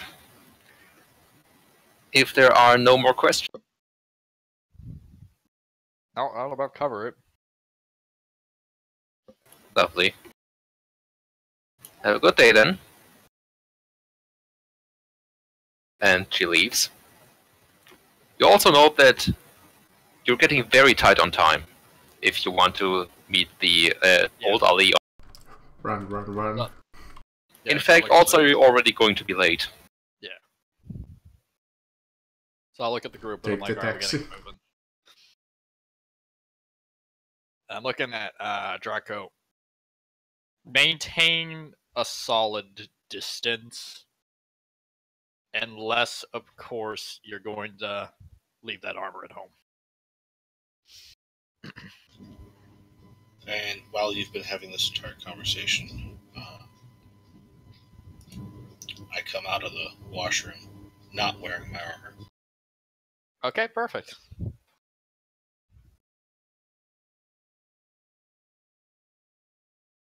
And I set it on the bunk. When we step outside of the little safe house, I lock every fucking goddamn lock that we have. All 48 check. of them. It is And a deceptive amount of logs. Yeah, and I check my pocket before I even leave. I'm like, okay, wallet, keys, box. Okay, continue. Alright.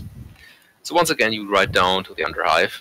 You're already about half an hour late from the agreed upon meeting. But it's not a big deal to find old Ali. He's still waiting. He's willing to wait half an hour for 1,000 throws. Show up. Ah, my friend! Yeah, sorry about the wait. I had to make sure that the fucking dumb bitch actually counted all of it out. It is no trouble. And we all know how it is, don't we? Yeah, but I got it all. I got every single one of it. Wonderful. Must not have been from this planet then. Oh, no. I had to call up some papers. Now, if you would show... I open up the briefcase, to show all the money, and I just start counting it out. I just run through all that. Wonderful. Now, These are stacks of 10. These are stacks of 20. These are stacks of hundreds. there's exactly 1 bill in the 100 stacks. Yeah. Now, I have arranged the meeting. He hands you a slip of paper. This is the address. It's in an hour. don't be late.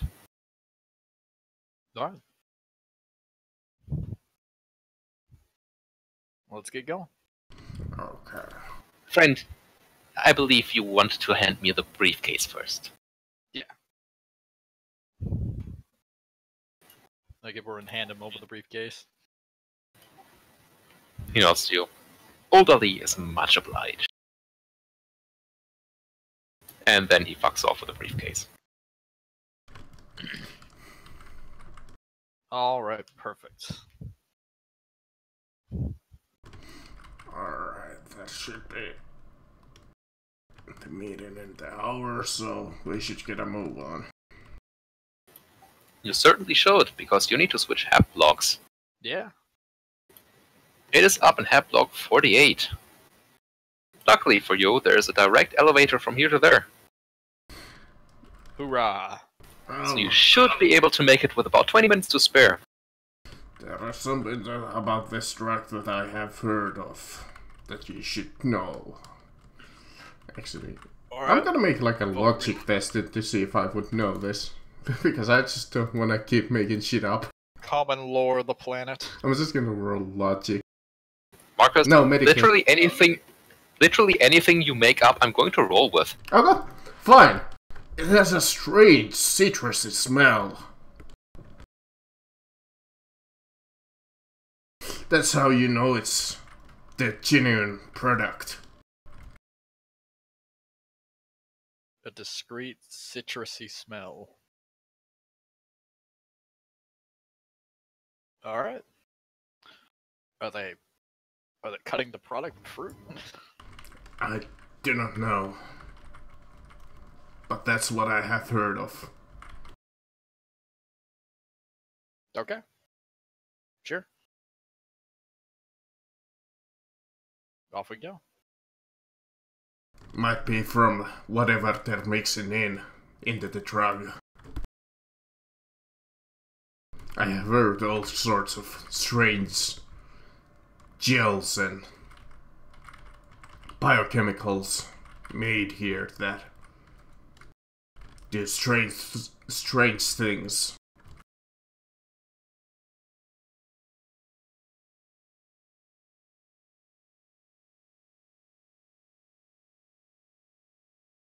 Alrighty then. So let's get going.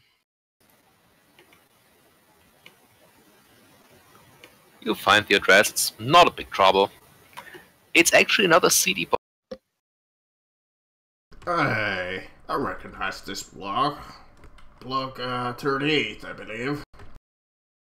48, actually. Ah, yes.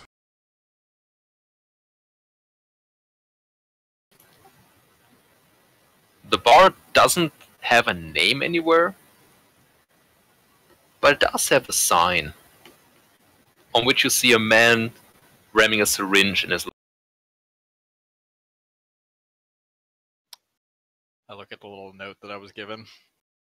See if it describes something like that. It doesn't, but you figure it's probably the right place. Yeah. The note only mentions the address. We go inside.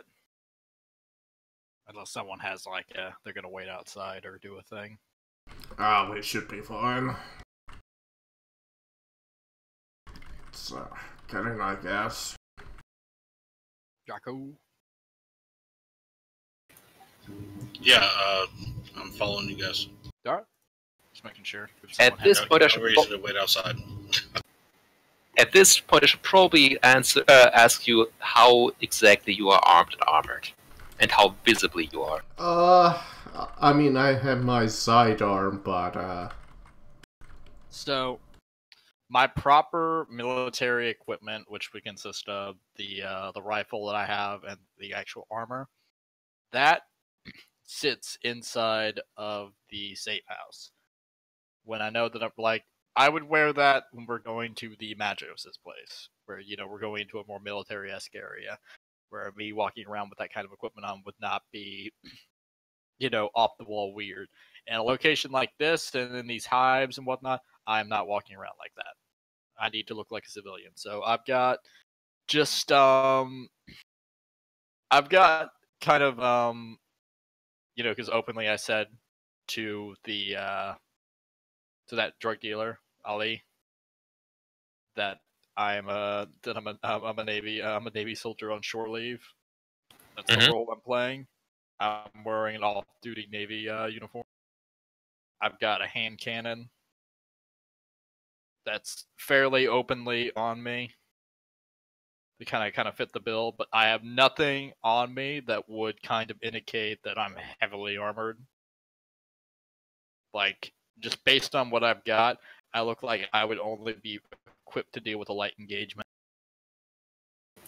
Right? And Dracon, I believe you did not bring your armor. No, I did not. I have my shield and my hammer, my maul. How big is that shield? It's a shield. It covers my body and my left arm. But So I'm it's not wielding it. It's strapped to my back. Alright, so you have a shield on your back. And a maul hanging off my belt on my right side. That's certainly going to raise some eyebrows. Out of curiosity, is the shield emblazoned with any? No, it's just black. Alright. So, you enter this. Any enforcer type that is built around defending somebody would carry such a thing, logically. Yeah, you're quote-unquote playing the role of a bodyguard. Possibly, Exactly. yes.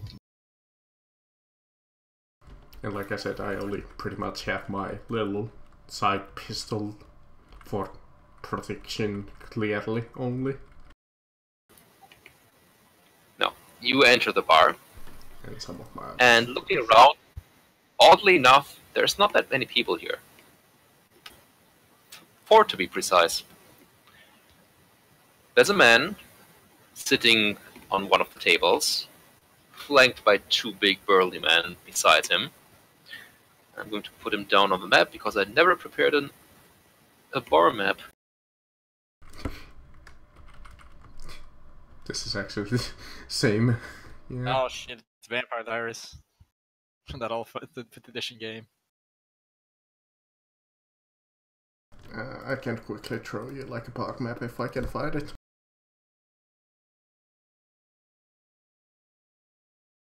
Well, find one. And there's no... Okay. The man sitting on the table is currently smoking, is wearing a gauche red suit. Something that is worn by people with incredibly poor taste, that try to pretend they have good taste. Notably, his left arm is visibly mutated. It has thick, brown, leathery skin, and his left hand is tipped with claws. While you can't see any obvious weapons about him, the 2 men beside him have stub revolvers visibly displayed on their hips.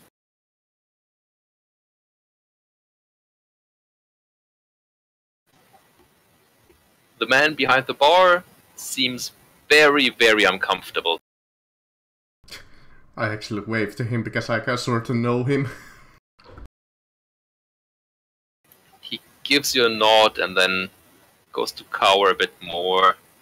Not quite being below the bar, but he clearly wishes he could hide.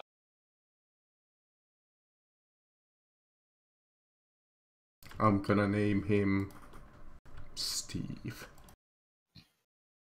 Steve it is.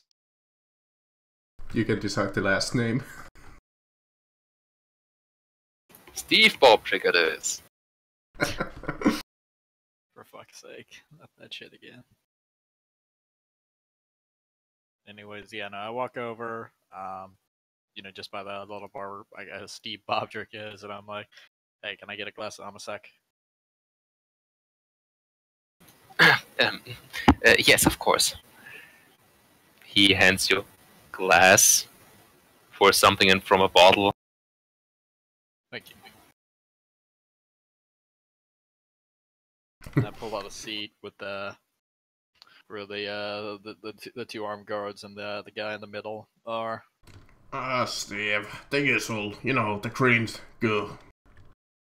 The green goo. It's a drink name now. Okay, so you get an apple teeny with some green slime. Yes, perfect.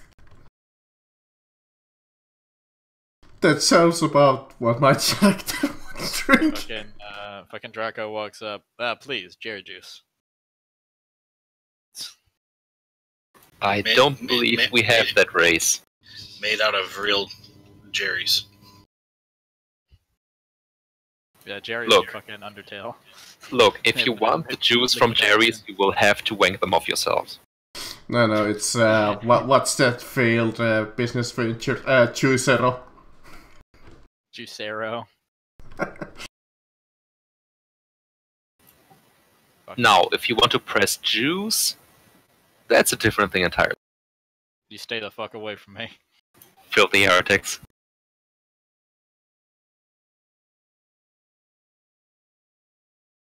Green goop. I just love it. Green goop. Mmm. Tastes like shit, but that's about the best drink that you can get here. Mmm. Tastes like you would imagine Grog's cum tastes. I won't be getting a drink. Now that you think about it, it also looks like Grog's cum.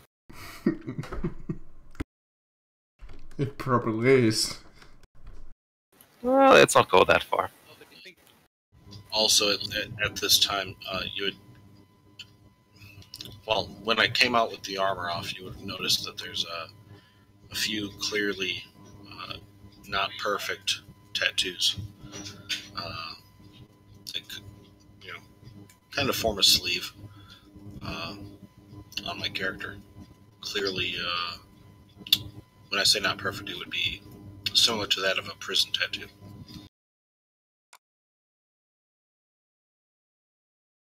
Good old prison tattoos. Mm. Yep. He's from a penal colony. He's got that prison ink. It's just a big tattoo that says "fuck you." Another one that's a heart that says "mom." No. Well, one of the no, you get a ice cream tattooed on your head. There you go. It just says Weenie Hut Jr. That reminds me of an old commercial from a bank in Germany.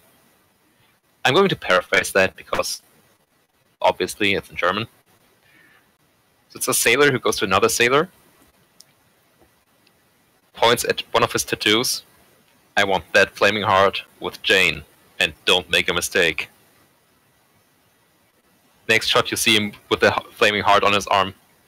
Big Jane, and under that, don't make a mistake. Yep. The moral was, some things you should probably leave to professionals. Your bank. I loved that commercial. But to get back to the game. Yeah. As Krieger sits down, the man with a low stick in his mouth looks at him. I'm waiting for a customer. Would that be you? That would indeed be me. Lovely. Paid good money to see you. To make sure, what precisely do you wish to buy? I was intrigued by the mentionings of some particular type of drug that offers heightened senses and the like, mixed with another thing. Time dust, yes. Yes.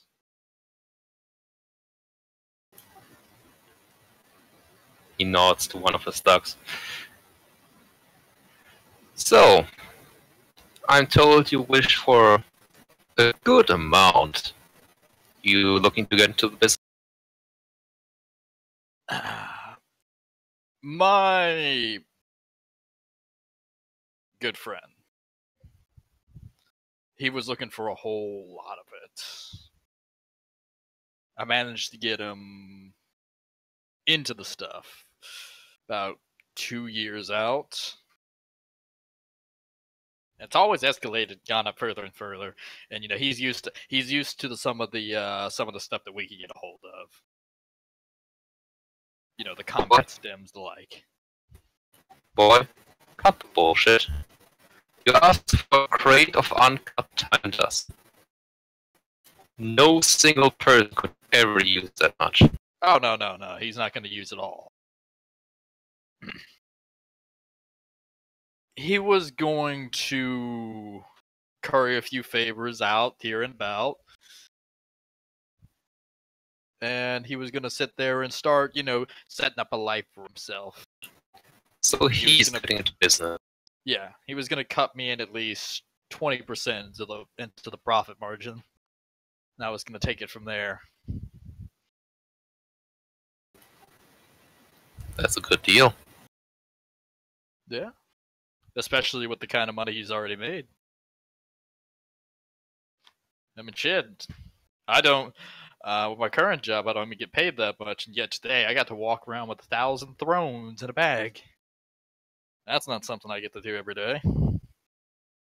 And soon I will be able to say that I can do that every day. He nods to you. Fair enough. I'm sure you realize that this much product is going to be pricey. Yeah, and I also imagine that you can't get it to me today. Oh no, I can definitely get it to you now. Really? It's much product for a single seller, not for a producer. Yeah. And I imagine that you're a fine producer. I can trust the quality of it, correct? I don't produce, I'm just the middleman. But it is fine quality. Well, that's good. I had to play the lucky game when I came down here. Yeah, you get a lot of lowball dealers and the like. I had to make sure that I was getting it from the right kind of people.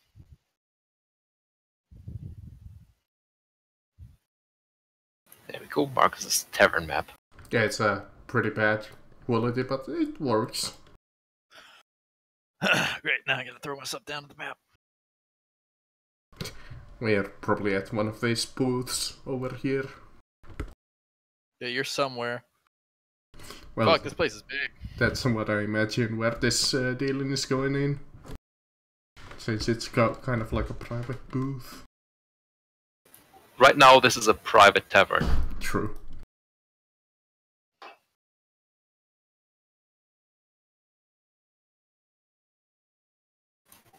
And let's just use the picture of the Inquisitor for the scared barkeep, because why the hell not?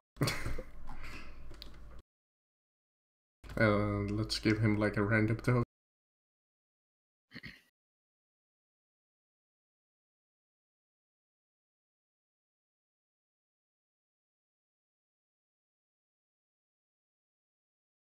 Okay.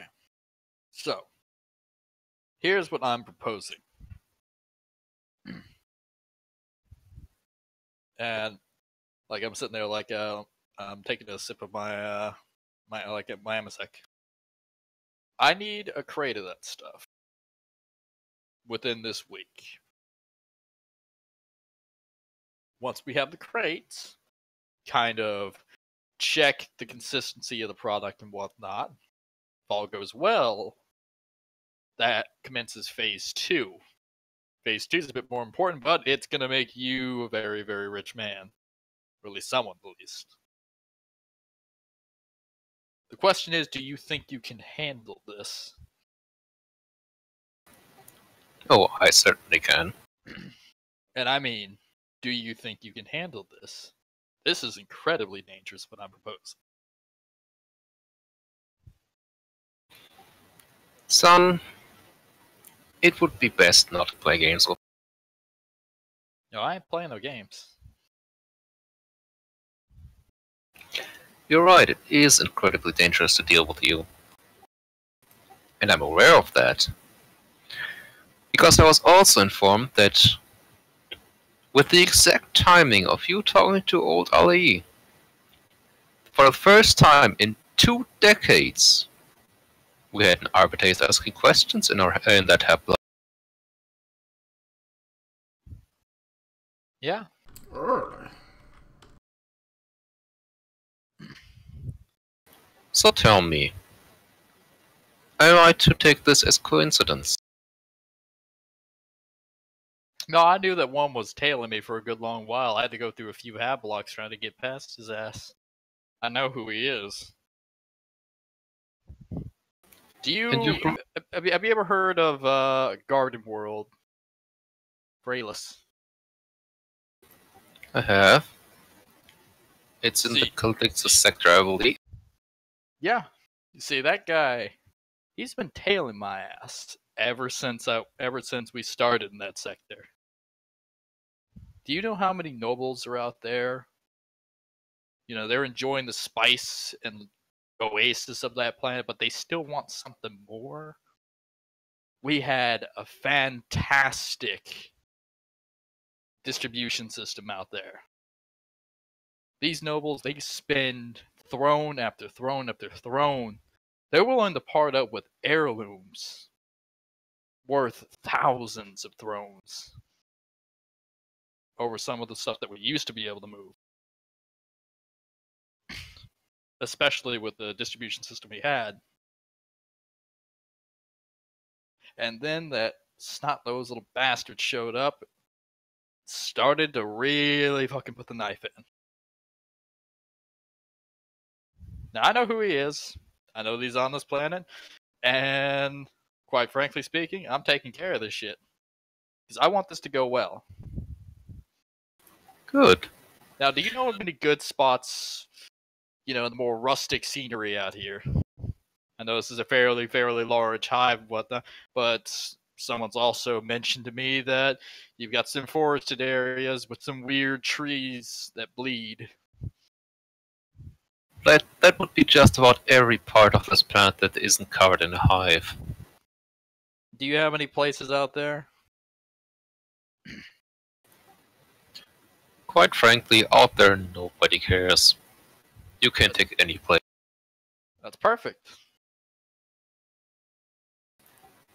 See, Also, in case you didn't know,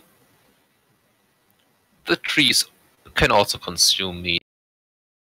I did not know that.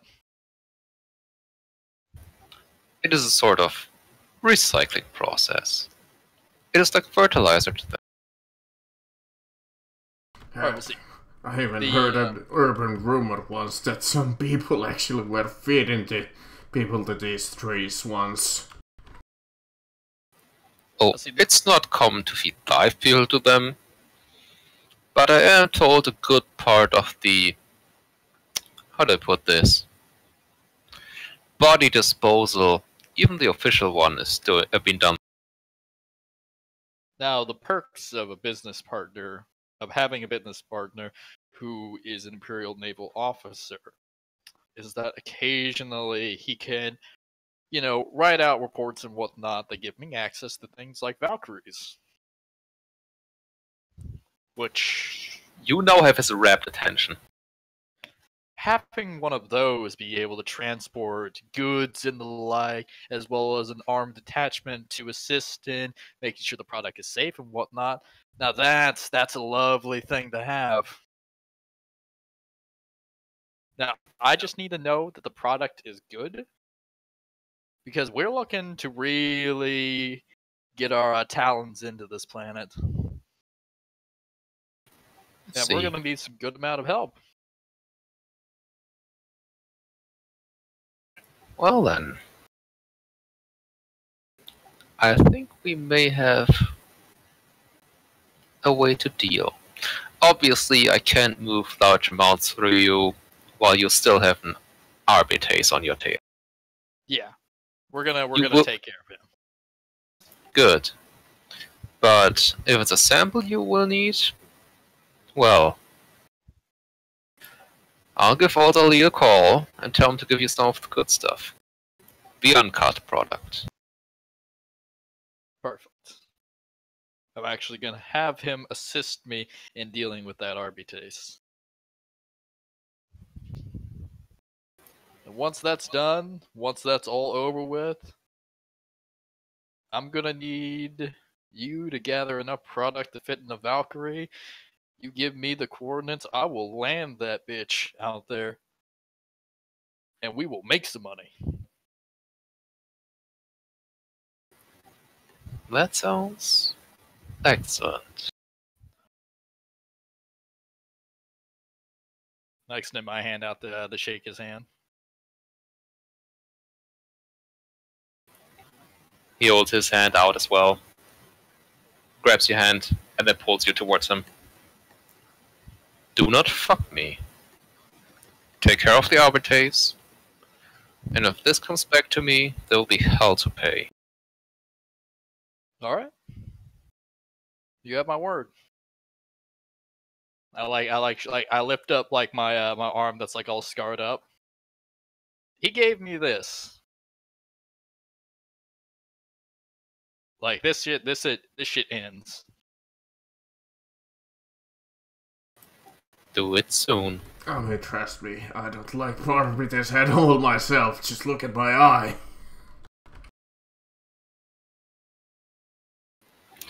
He looks at you, still holding the green appletini.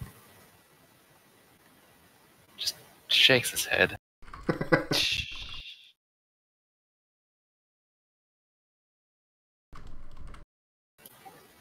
And then he looks away and is obviously trying to remove any kind of knowledge he had of you, including your very existence.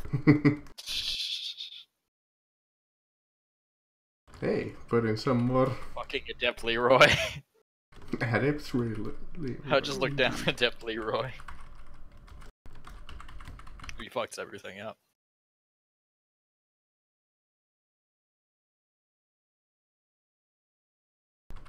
Well, we have a deal now, I believe. So... We do. Now go take care of it. Alright. I get up and I look at my... For the first time in this entire conversation, he spits out the low stick, which has already gone out like 2 minutes ago. I'm sure it will be a pleasure making deals with you. I suppose we'll be discussing the financing. Oh, we will. Once you are ready to move large commodity. Oh, we will. Yes, the first one is just a trial, let's say.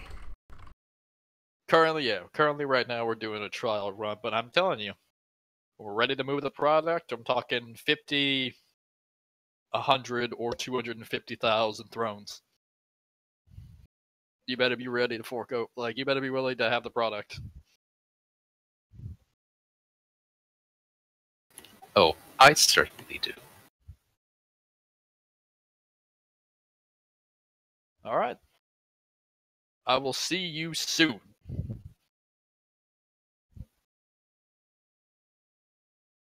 And I exits the little dive bar.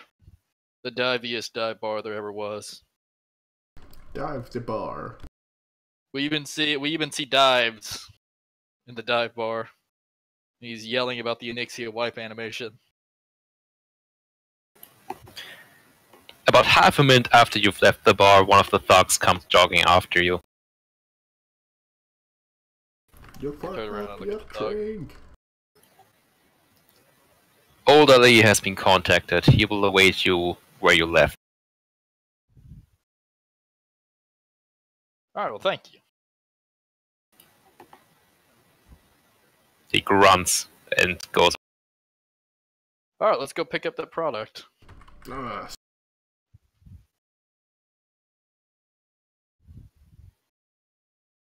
look over at Draco. You wouldn't happen to have an RBTS uniform, would you?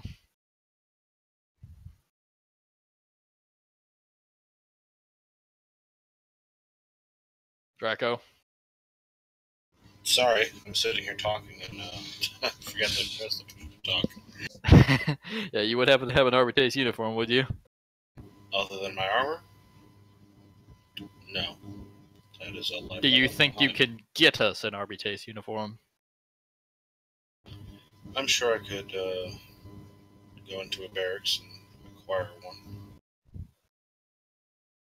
We're gonna need to find someone who is relatively similar to your physical appearance.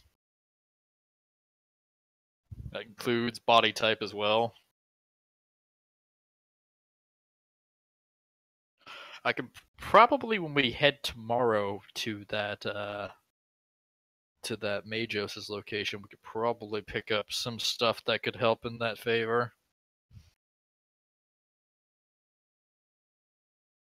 If they're into the bioscience stuff. Which, considering the fact that there are trees that bleed, somebody has to be. Somebody has to be. Oh, there's plenty of those here. Yeah. We'll find someone. That's something like I used to do before all of this happened.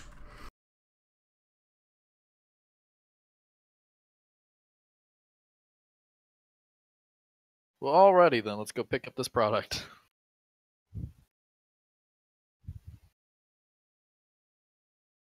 Very well. Lead the way. Alright, yeah, and we head back down to the hab block that we were on. But we had to come up to this one.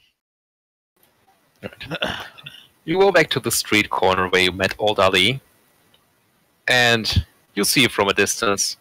He's not alone. There are two very shapely ladies. I see you put that 1,000 turns to use. Ah, my friends. I'm usually not happy to be interrupted when I'm having my fun, but since you're paying for it. Yep, let's see what you got for me. This is it. He holds out a small bag of white powder. No. This is the uncut stuff. It is pure. Do not take too much of it. This is enough to overdose a grox. I have a look-see, and I'm like, man, it's just staring at me. I gotta unwrap it, man. I gotta unwrap it. I want to see what Mama got me. Go ahead and open it. I open up the powder, and I lightly dip my fucking goddamn pinky into this shit. No, friend. It is not eaten. It is not. Yes, I believe you inhale it. Okay, good. So do you take a bit on your finger and then snort it? Yeah, basically. I was told that it's an incredibly small amount. It's gonna mess me up, I already know. Oh yes. Okay, so first thing you notice, Zebekiah told you about this faint citrusy. Yeah. This smells like you press an orange into your face, lemon into your face. There's nothing faint about this. You get the feeling that Zebekiah. God damn it. Zebekiah. I'm always going to call him Zebediah. I know, right?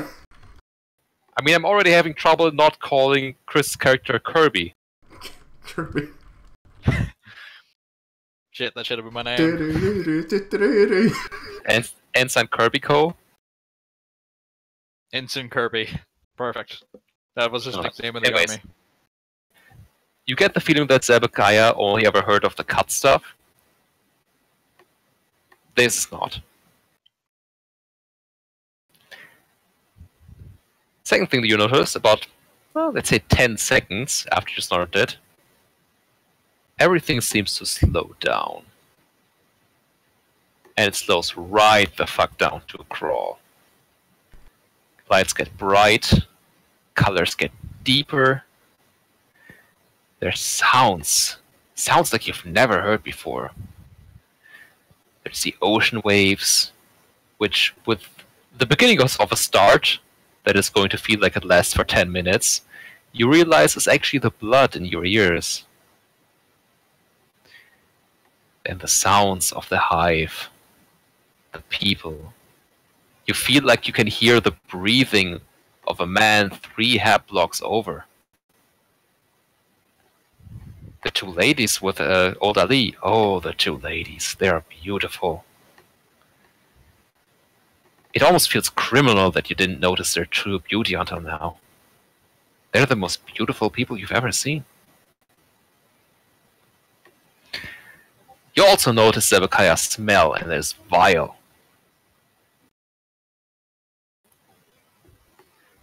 That is when weird things start. This is what I'm Colors. imagining. Basically, this is where the LSD now kicks in. Colors start running into each other.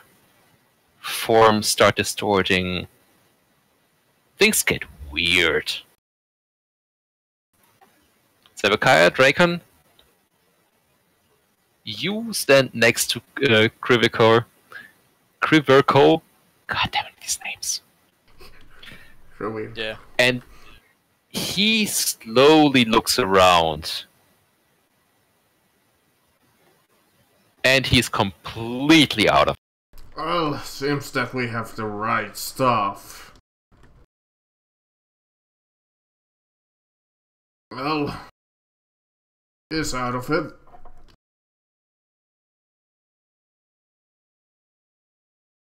Yeah, no, that video right there is what I'm imagining. Fucking going on. I'm on a fucking vision quest. Could I... This is a dumb question, but could I roll like medicine to maybe try like assist him to stay like...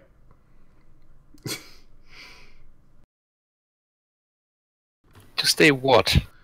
Make his Alive? situation a little better. You can make sure that he doesn't throw up in his mouth and die, yes. Yeah, sure. That works. So, I'm just gonna take a look at him and I'm like, just like, relax, chill, smell on this. Take a deep breath.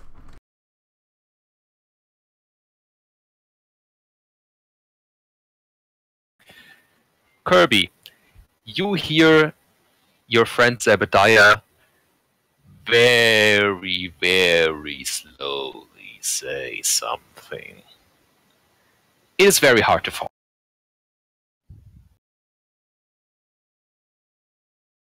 As I put like incense on him and make him... Nah. It's like someone is talking to you in super slow motion. Yeah.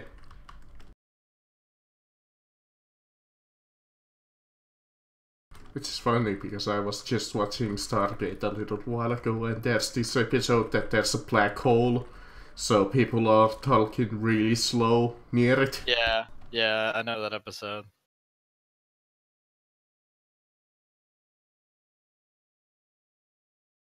I'm actually playing, I decided to go onto YouTube and start playing some background psychedelic rock.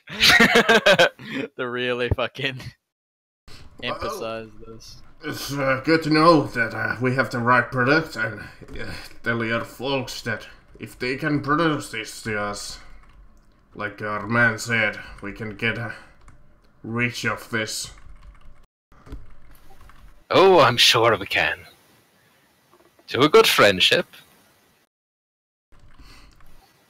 Oh, and make him drink plenty of water tomorrow. He's going to have a hell of a hangover after this. And then he leaves with the 2 ladies of the night. You get the distinct feeling you're never seeing those 1,000 thrones back. Probably. Well, Dragon, let me help me carry him back to our home. I pick him up and throw him over my shoulder.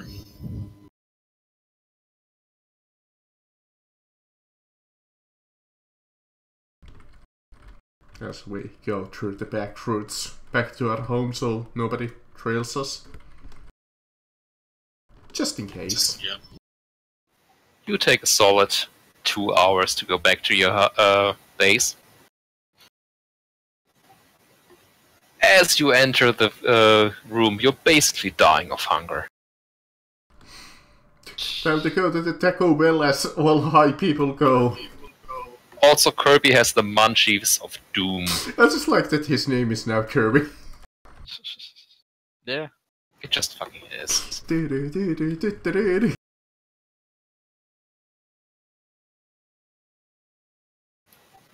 You also remember what the inside of your fridge looks like. Oh well, shrug. It does have some food, so we just eat on whatever is pretty much there. NutriPaste, probably. I ate all of it. Remember how I said that NutriPaste isn't really a thing around here anymore? Well, fine. Meat? Yeah. Yeah. Yum yum. Alright. So you definitely can find a meat vendor that's still open. You could either find someone who sells different meat products, or the raw meat and try to cook yourself. Well, I don't have the trade cook, so... Marcus, you don't need the trade cook to make a bad steak. Well, I assume that we have little money ourselves, so sure, we'll buy... I assume cooked meat is like more expensive, obviously. Yeah. What do you think, Dragon? We could save a few pennies on cooking it ourselves. Alright. So you buy something that with a lot of fantasy you could call a kebab? You know, actually, I've got a question. Where did the NutriPaste thing come from? Please define the NutriPaste thing for me. Because Marcus always, anytime we're like eating anything, it's like, oh yeah, you find some nice NutriPaste.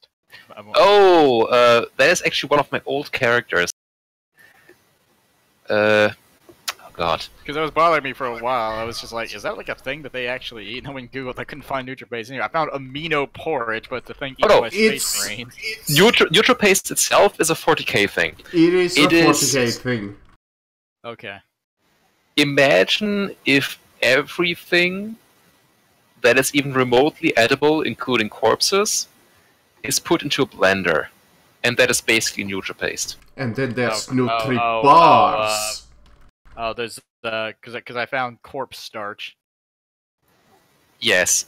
Corpse starch is just pure corpse, but there's also a certain percentage of corpse in NutriPaste. It said corpse starch is made from human corpses mixed with random dead I don't animals, remember whose campaign it was. I think it might have been mine or Holler's that had like Nutri-Bars of different flavor. Yeah, because I found amino porridge, bearded truffles, caba nuts, fruits, ganther root roll up, nafar biscuits, pastries, soylents, viridines. So that was like. But yes, NutriPaste is the poor man's food inside a hive, and if it's pressed, then it's Nutri-Bars. Pressed and dried. Because it's been bothering me for a fucking while. Oh no, yeah. And I had one character that used to cook NutriPaste and make it somehow more awful. Trade cook. Because Lord Albert Worthington III may have had the trade cook, but he was an awful cook because he was British. And he liked his NutriPaste burned. It reminds me of when you meet some British guys and whatnot, who, anytime they tell you that, oh yeah, you should try some of this turkey, it's really moist, it's going to be the driest fucking thing in existence. But yes, we buy some meat, I guess we cook it, and enjoy ourselves. I guess it's awful, but less awful than NutriPaste. It's just like very bad Grog's meat. Quickly, roll Medicaid to make it taste better. Medicaid? You can try to roll cooking. Don't have that.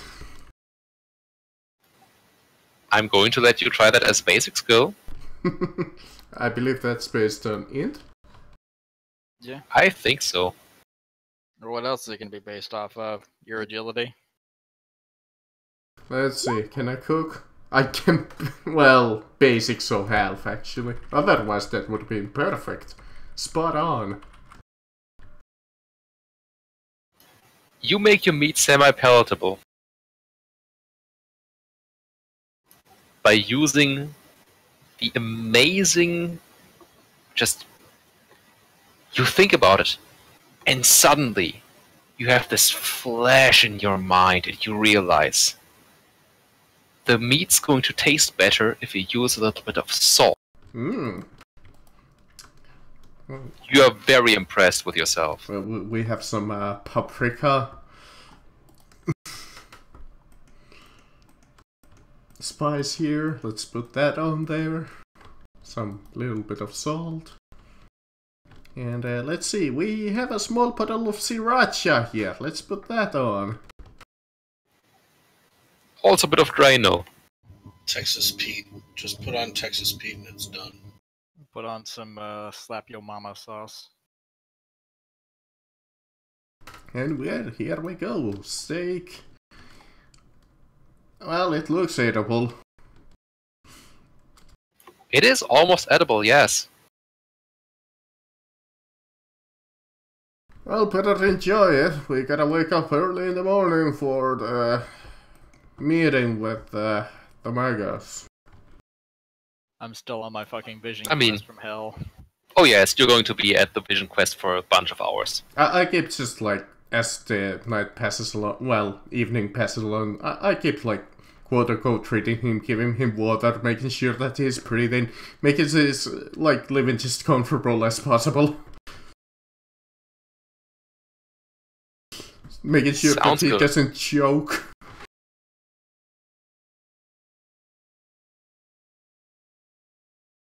And since I did get a few degrees of success, hey, that's not bad. Alright, so some of you have a bit of rest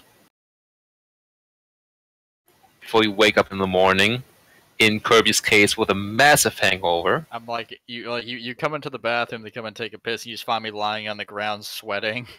And I'm like, oh god. Do we have like a substance analyzer in this like hideout? Or anything like that? You do not. Oh dear god. God Emperor. Or help like me. a small chemistry set we could like quickly check out what this stuff might be made of, whatever we have small left. You do not have nearly the amount of analytics you would need to find out what is in this stuff. Okay. That's why I was gonna take it to the Or, you know, one of those plastic bags that the cops have, that they put the stuff in and shake it. So he gave us a little bag of the uncut white powder. Since we were gonna have to go to the mages anyways, I was gonna ask them if they could help us. Yeah. And you still have. Yeah, and I still have enough because I only stuck my pinky into it. I didn't fucking snort all of it because it would have fucking instantly Killed you, yes. you would have heard my heart fucking blow up. But yeah, chemical analysis takes a lab and a lot of equipment. Yeah, so you see me come out of the fucking bathroom, like, legitimately sweating everywhere. I'm like, I'm finally coming down. That was horrible, but strangely life-affirming. Oh yes, it was possibly the best experience of your life, until you had the massive hangover. Like, it felt like somebody wrapped a warm blanket around me. Told you that stuff. I heard some really bad things about it.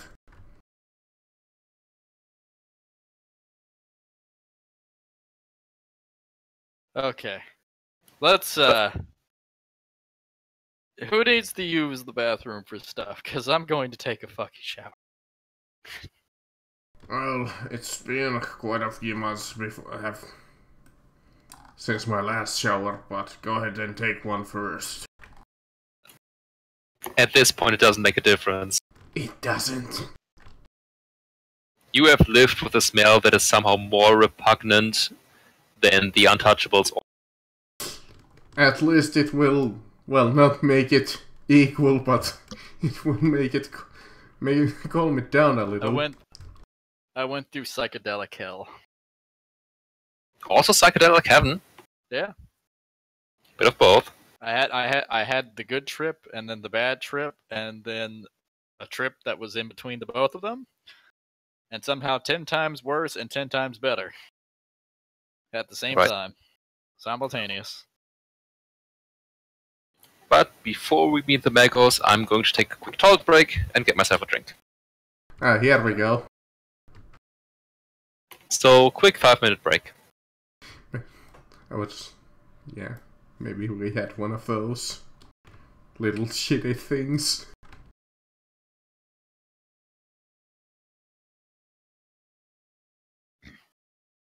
That's not gonna... Marcus. I know! That's for a UA.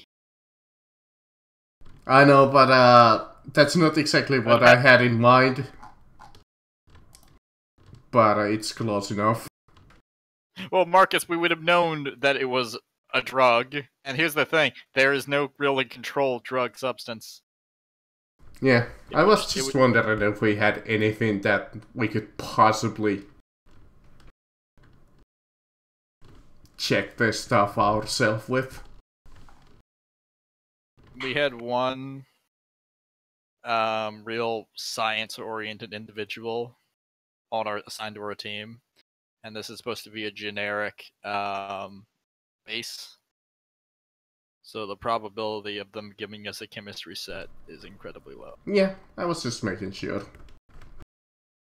But yeah, we'll go find this out at the biologist, which is, you know, what I intended for to begin with. I would not want to trust any of that, by the way, down to a roll from a player. Yeah. It's always good to make sure that I know, it's good to make sure.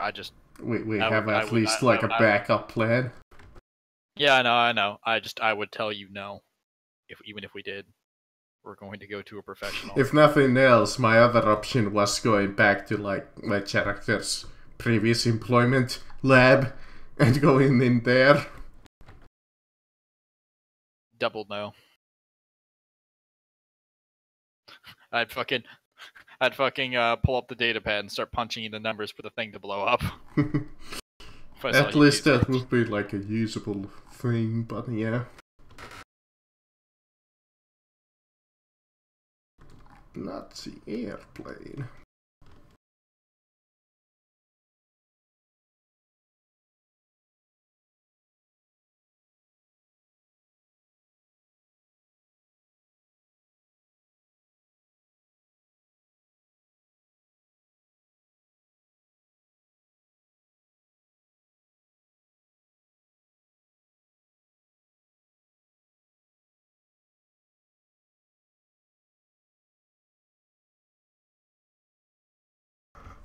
Random picture of the day.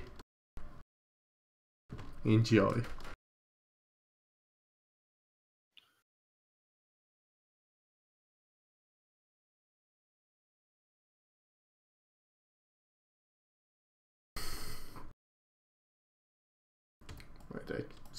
Nah, I wouldn't even know what to use that for. Maybe some kind of a mutant. You know what? I'm gonna save it. Who knows?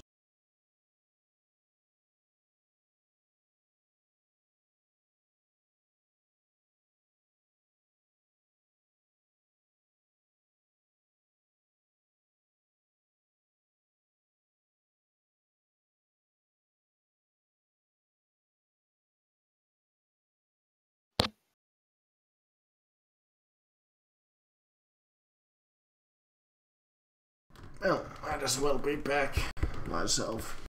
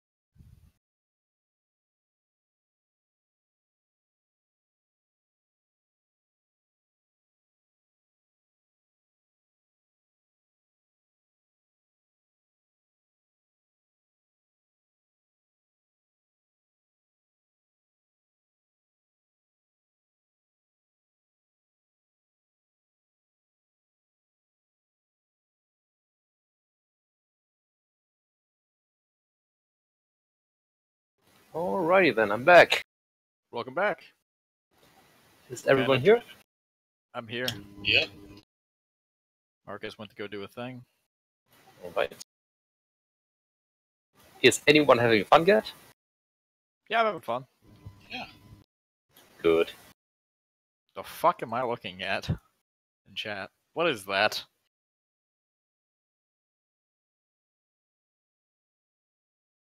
Is that Marcus's real character?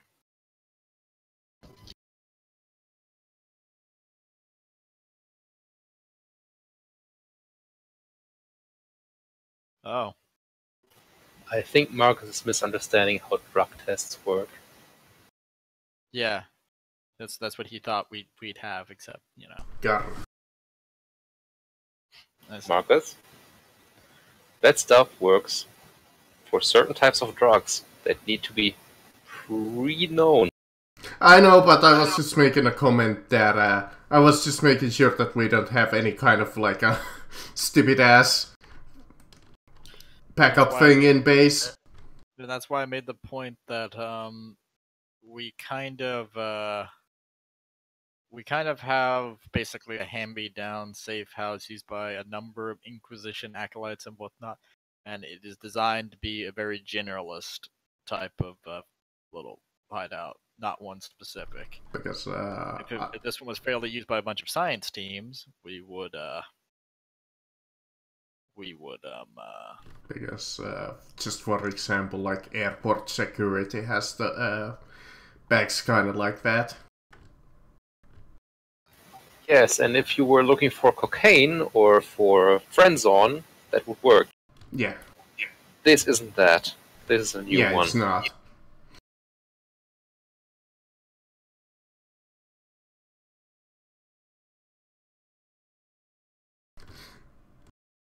That wasn't like my entire thing. Do we have like even like a shitty thing here?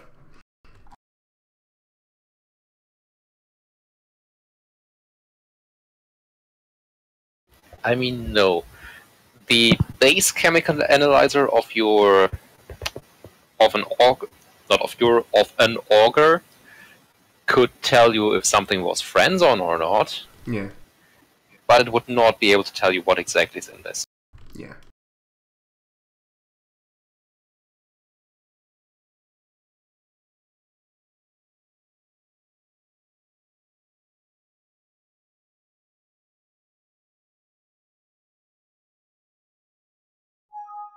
Okay. Everybody back? Yeah, no, we're all here. So yeah, now that it is the morning and whatnot, we go get ourselves situated. We'll head down to the Major's location. I'll keep the bag of stuff tied all the way up and whatnot.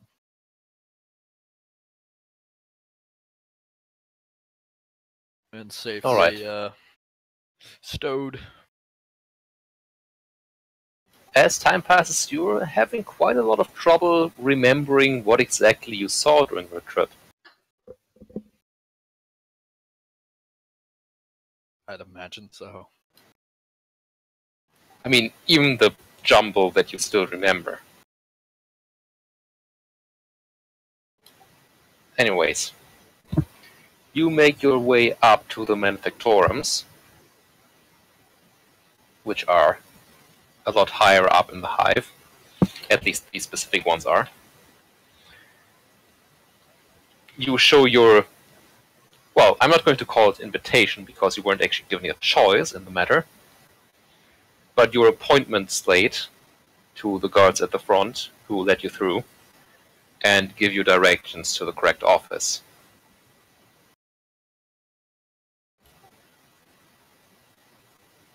Okay. You knock on the door and hear some sort of mechanical screeching from inside.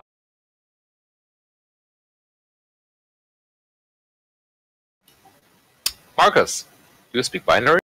Yeah. All tech priests pretty much have the ability, I believe. Good.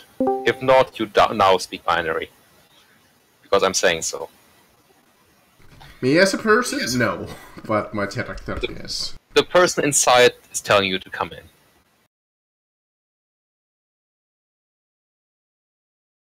This used to be my ex-boss. I look at Uncle and Shotgun because I have no fucking clue what was just shouted. Oh, don't worry. His secretary is telling us to go in. I open up the door and I step inside. Step into the Magos' office. You see him behind a desk. Every part of the wall is littered with shelves on which tanks are standing, small ones, or just large tanks with different kinds of specimen. Some of them seem to be dead, some look eerily alive. A few are twitching. The Magus himself looks like, well, any high-ranking tech priest looks to you. Except his augments aren't purely mechanical. Well, of course, a bunch of the augments look mechanical. He also has 2 extra set of arms. One of them has this dark gray leathery skin. The other one looks more crustacean than anything else, displaying a clear exoskeleton. You can see the muscles below that clear exoskeleton. It looks disturbing.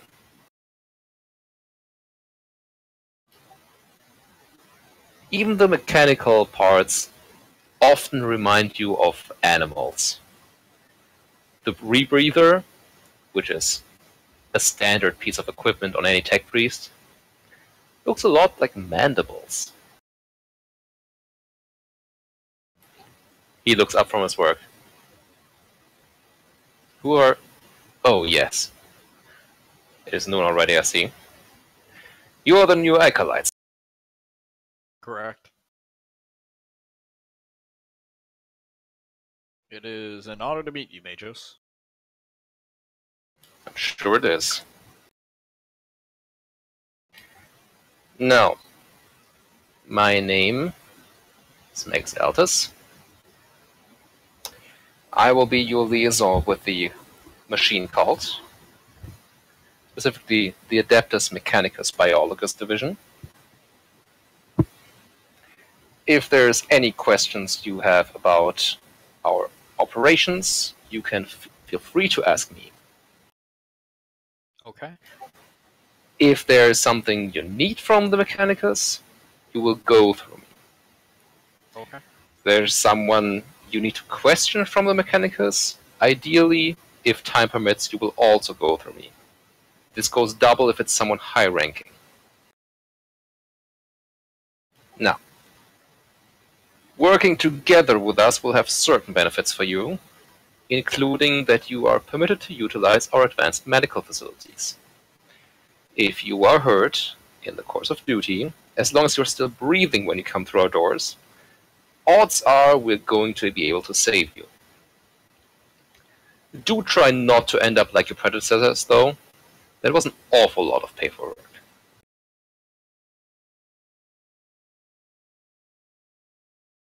Alright. What can I ask, are you?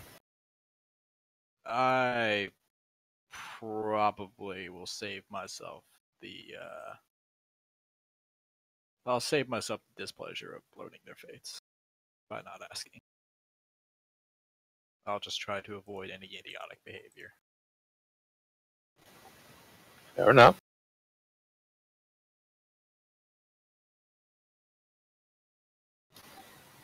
Now, I have not simply called you to introduce myself. I may have a first issue you could deal with. Okay.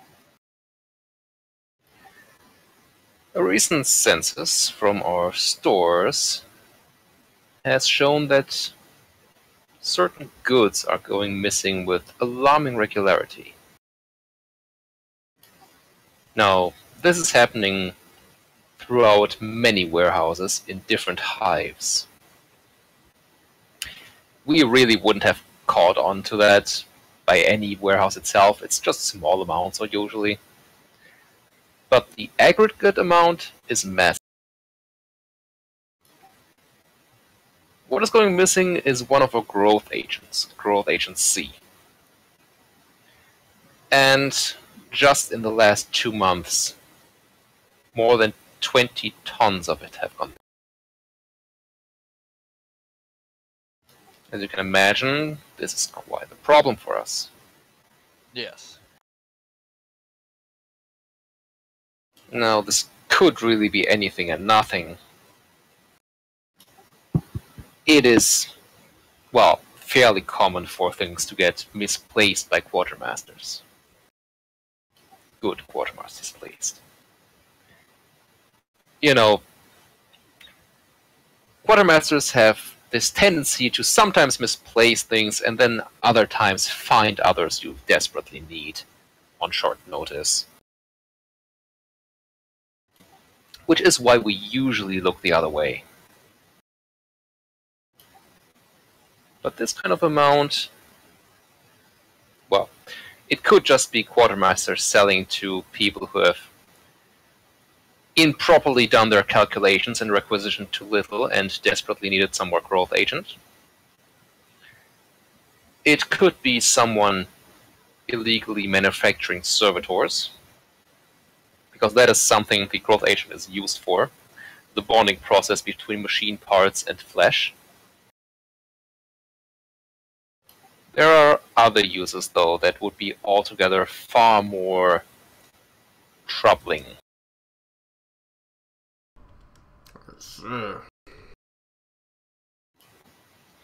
He now looks directly at Zebediah.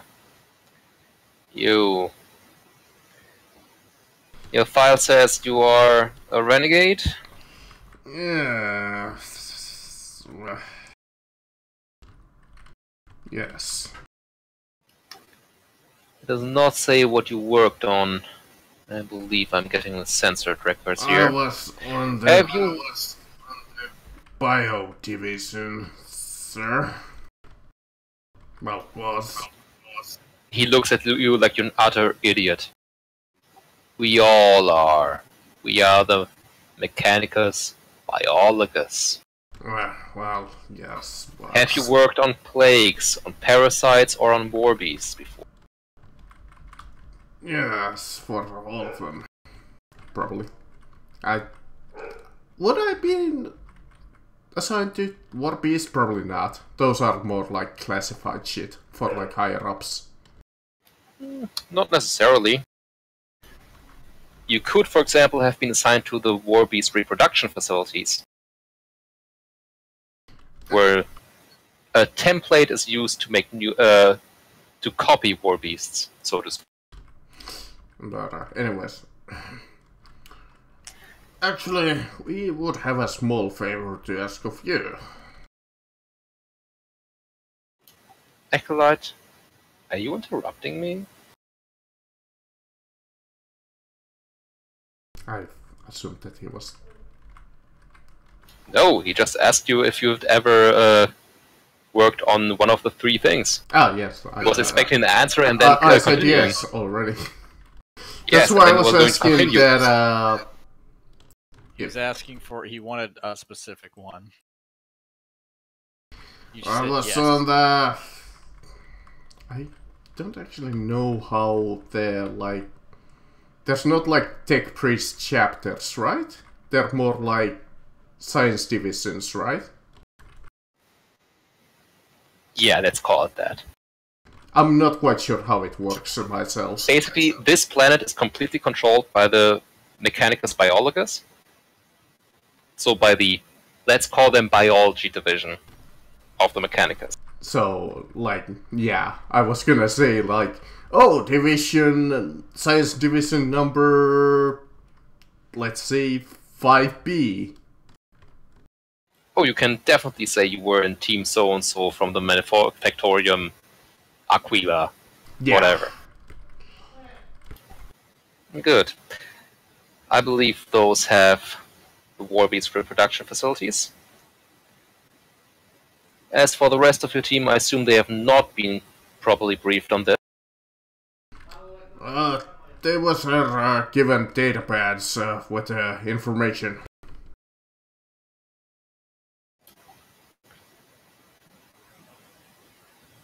I repeat, looking at the other two, I assume you have not been properly briefed on things like plagues and war beasts.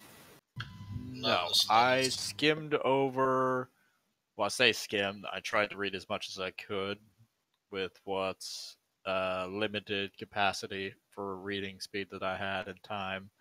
The many dangers on this planet, but as far as war beasts and the like, no, I was not completely nor properly briefed. To be fair, I only found about our budget yesterday. Dracon and Kirby, for you, the tech priest, with the magus, just stay silent for about a minute. Marcus, for you, sub-auditory, for regular people, the tech priest is starting a massive rant in binary about fucking adepts and their inabilities to hold mandatory briefings. I asked him the adept's name, was it Jenkins? Or Leroy? Looks at you, and again in binary. How the hell would I know what your Inquisition adepts are called?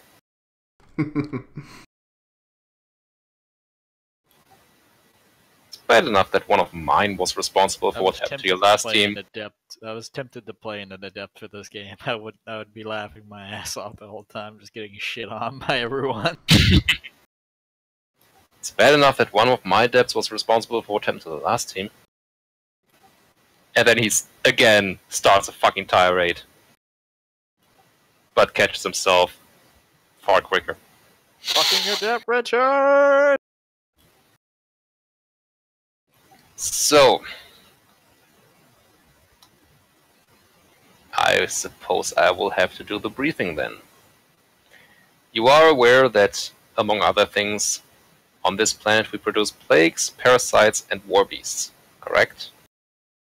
Yes. Among other things. Obviously, these need to be reproduced to be properly utilized. Plagues and parasites, of course, simply require the growth agent. As for war beasts, there's different kinds of reproduction. Some are utilizing brood mother types. These are usually induced with some sort of chemical to then produce their youngs. But more often than not, we're using the regenerative purposes. You see, our growth agents, certain growth agents, can induce a very rapid regeneration. So what we do is, once a war beast prototype has proven itself, we chop it into pieces, we put the pieces into tanks, we add enough nutrients and growth agent, and a fully new war beast will be grown over the course of a few months.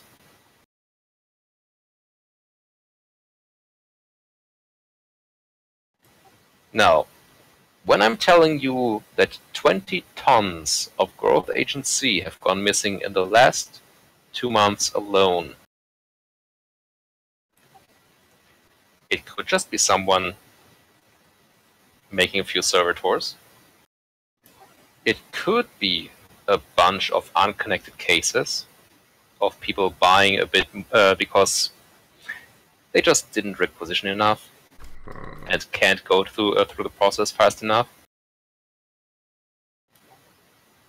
But if someone is getting all of that supply, they could do nasty things with that. 20 tons, a facility and enough time, you could make a few dozen war beasts with that. Maybe as many as 150. I do recall having shortages while we were on the lab.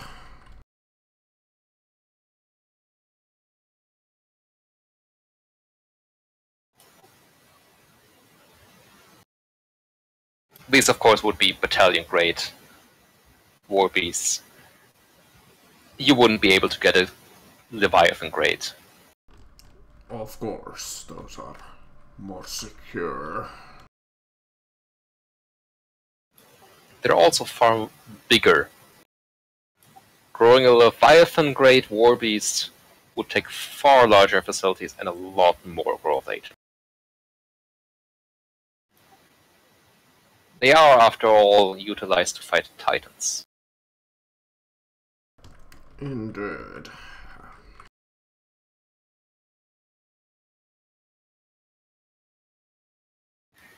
Anyways, I would like you to investigate where this growth agent is going, why it's going there, and what it's used. Let's see. Ideally, of course, I'm simply paranoid, and this is a bunch of unconnected cases. But, well, let's hope the worst doesn't come to. No, I have dealt with this a little in the past, but is there any features that we could recognize this drug with? Well, this growth hormone with? Growth agency, I'm afraid, is one of the most common growth agents. You could, of course, recognize it by the smell. It's fairly characteristic. I'm sure you've noticed it. Almost everyone who has ever worked with war beasts knows it. But finding out if it's that specific batch of growth agency that's missing, nigh impossible.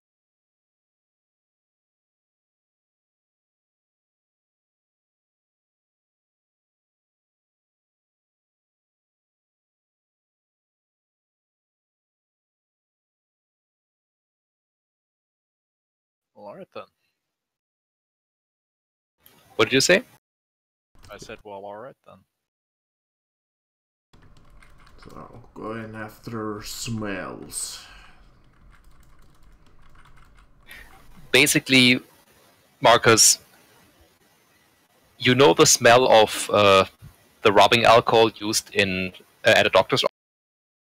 Yeah, sort of. Every chemist in existence can immediately tell you that's isopropanol. Because that is just that specific compound that smells like that. Just like every chemist in existence can immediately identify acetone by smell. Yeah. And just like that, you could immediately by smell identify the growth agency. Quickly. Because it has this very distinctive musky smell. We need like smell detectors. Yeah, no. We have those. They're called noses. Man's got a point.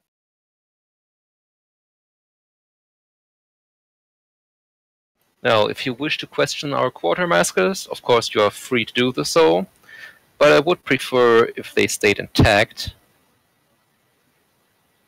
because I'm generally rather satisfied with our quartermasters, and I would like to continue to be so. Let's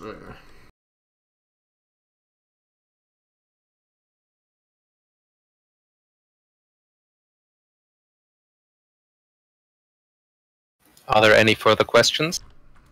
No.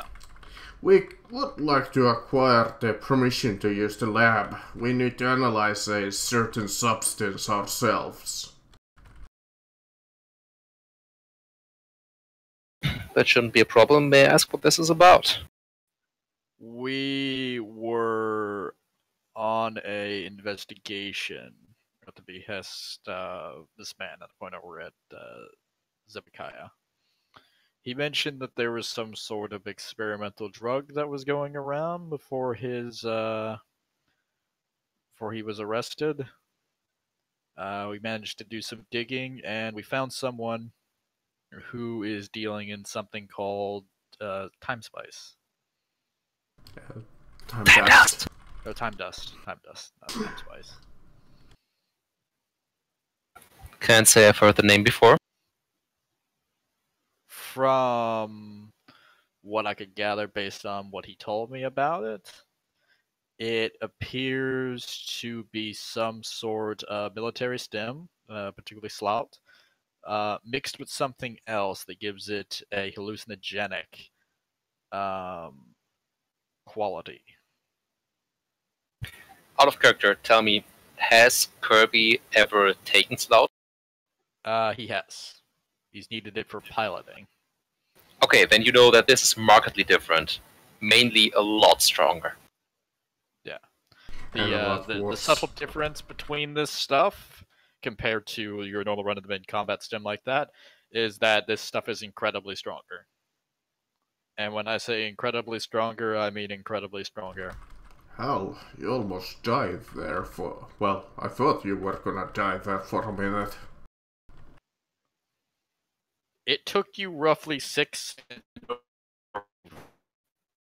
Oh god, you're going robot for me. Same. Me? Couldn't understand a word of that. Oh, hang on. Did I fix it? sound fine now? In like a longer Okay. sentence. Okay. What I said was, Zedekiah, it took you roughly 6 seconds before I noticed that you were moving because you were that slow. Yes, like I said, I have heard that people have died from this drug. This stuff is incredibly potent. I need to know exactly what this is, because this might be the drug. That should certainly be possible. You would Yeah. never, ever get a hold of this in the military, no matter how high up. You have a sample? And I just show him the full little bag of it. Alright, I'll have that analyzed. Hand that over to me, please. I hand it over. He puts it into a beaker and then puts a stopper on the beaker. Whee.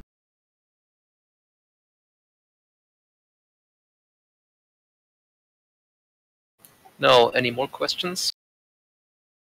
No, I think that about covers anything. Wonderful. Yeah, I really can't Then- think of anything, so yeah. Actually, the component that it was stolen, do you have a list of the locations that it appears to have gone missing to, so we could perhaps talk to some of the people who work in those facilities, see if they know anything unique, or have they already Naturally. been probed? Of course. And he hands you a data slate with the information on where something was stolen, how much of it was stolen, and who is responsible for inventory. It also lists when it was stolen. It also lists the official reason, because sometimes it's labeled as missing part of shipment. Sometimes it's a missing piece of inventory, as in probably stolen from the warehouse. And in some cases, it's an outgoing item to someone who doesn't exist.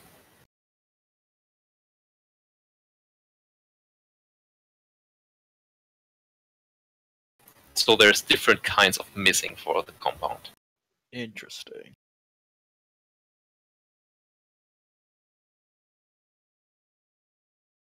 Well, we'll investigate that.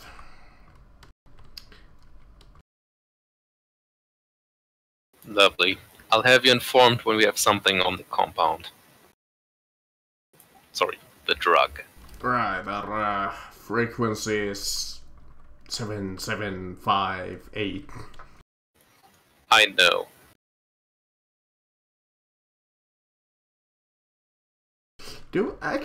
Question, do we have like a team handle name? You do, Or you do not. assigned like number? You do not. On second thought, That sounds a bit weird to you.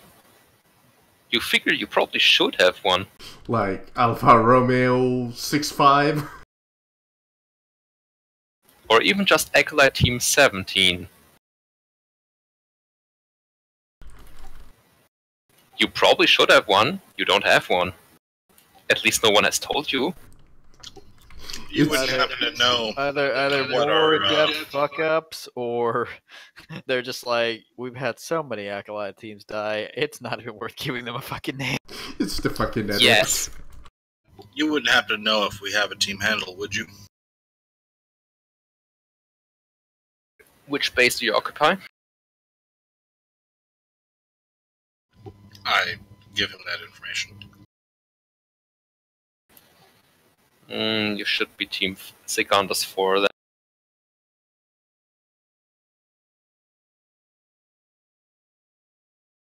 Lovely that someone had the gall to tell us. He blinks. Twice. To the two of you, he's silent. To Marcus, he starts another rant about adepts. I just keep nodding and they're like, yeah, Adepts, I know you're bane. paid. The Adepts, the bane of tech priests, exist. Out of character, if any of you had actually asked, your predecessors also fell victim to clerical. It's the same fucking adept, isn't it? No, it's not. That was That is a very important point. It's always a different adept. In fact, that may be the reason why all adepts are shit on this planet. Because once they make a mistake like that, they're turned into servitors. Ah, they're all from the Poptrick clan, you're saying? No, they just never get to learn from their mistakes, because they only ever make one mistake before they're turned into servitors. There's gonna be a fine moment. We're gonna meet the veteran of the Adepts. He's never fucked up. Mistake. He's never made a mistake. And the first thing that we do is Either turn that, or him he's made a into mistake and he's servitor. blamed it on a different Adept. He's the veteran of 6 times, and he was supposed to be fucking servitorized.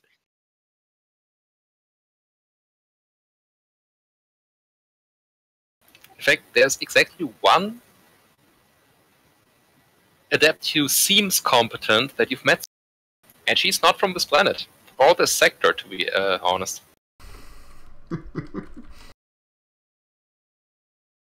Well, are we dismissed? You are. I politely thank him and I guess we leave. He's still ranting. He didn't even stop when he told you that you are dismissed. He can do both at the same time. He's probably multitasking 10 different things with the extra arms and shit that he has. You better believe it. I give him 5 sessions before he has a stroke. Fucking right. He's probably dealing with one now. I'm not sure he has enough organic brain to have a stroke. I don't The know. one smidgen of human brain that's left is so heavily damaged by stroke. It seems Or that counter suggestion. Which brain is he going to have a stroke in? the 5th All one. of, all of them simultaneously. That's a lot of strokes. We just see a flash like right in front of our eyes. Magos.exe has stopped working. I don't know. It seems that you were given out. Well, we were given our first task.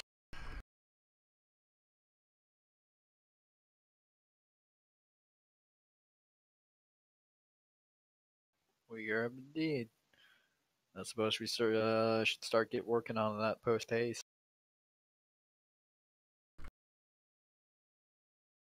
So I should probably ask you guys, do you want to continue playing?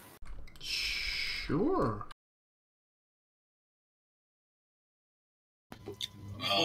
Yeah, I don't see why not.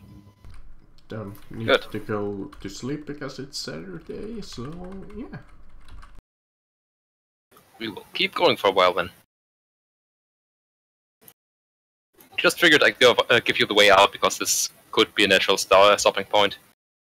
Yeah, but let's try to get out a few clues here and there.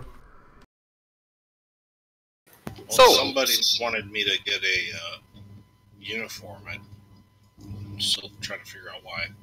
But, Probably wants to fake your death because they saw you on the street, so we want to make sure that the quote-unquote Arbites was killed. yeah. So, at this point, I'm going to go back to our hideout, get my armor, and then go try to locate a barracks of some sort for the Arbites. I'm assuming they all bunk in the same general area, or have some sort of department head. the ones that do bunk tend to have a barracks. Some of those have families, and obviously they live outside. But they definitely have a headquarters you could go to. Okay. Then I'm going to go there and go to the quartermaster and request an extra uniform. In response, he requests authentication. I give my Your ID. What the fuck? Yeah. I give him the authentication that he's requesting. I see. You're from off-planet then? Yes. Have you checked in with the department head yet? Because I do not believe I have received authorization for requests for your name. He looks through the list. No, I don't.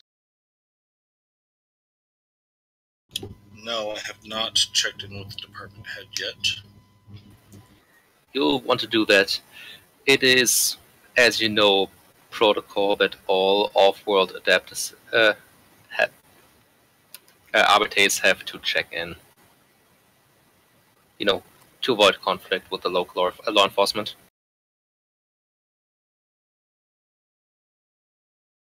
I was always instructed that that was courtesy, not required, but very well.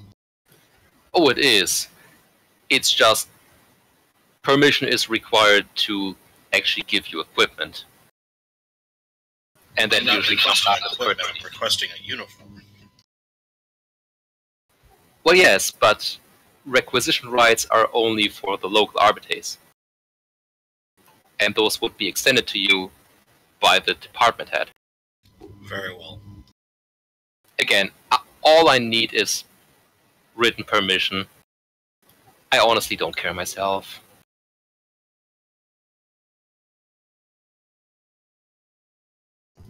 Very well. And I'll go up to the department head. Because I lack so much fellowship and, you know, I'm fucking soulless that the odds of persuading him are slim to none. Yep.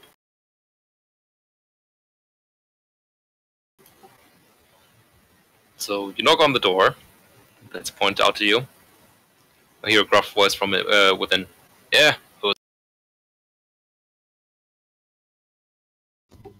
I'm going to take that as an allowance to walk in and do so. who are you? My name is Dracon. I am trying to get a new uniform. I'm from off-world. Let's see. Why are you here? I don't believe you have clearance for that. Boy, this is my department and I have clearance for everything.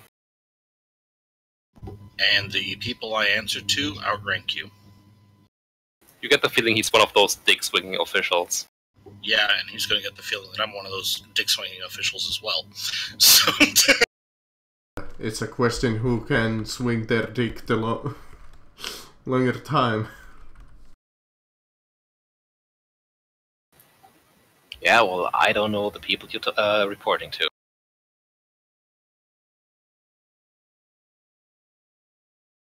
The Department of Sabada. Gesundheit. Sabata. Look, we both are here to serve the Imperium of Man, are we not? I certainly am, and I have no idea if you are.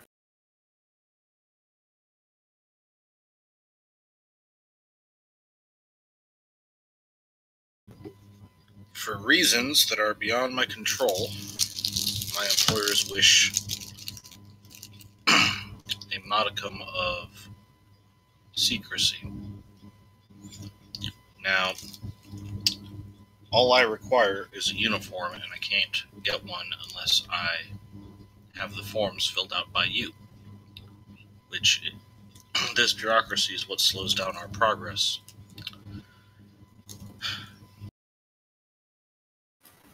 I serve the Inquisition.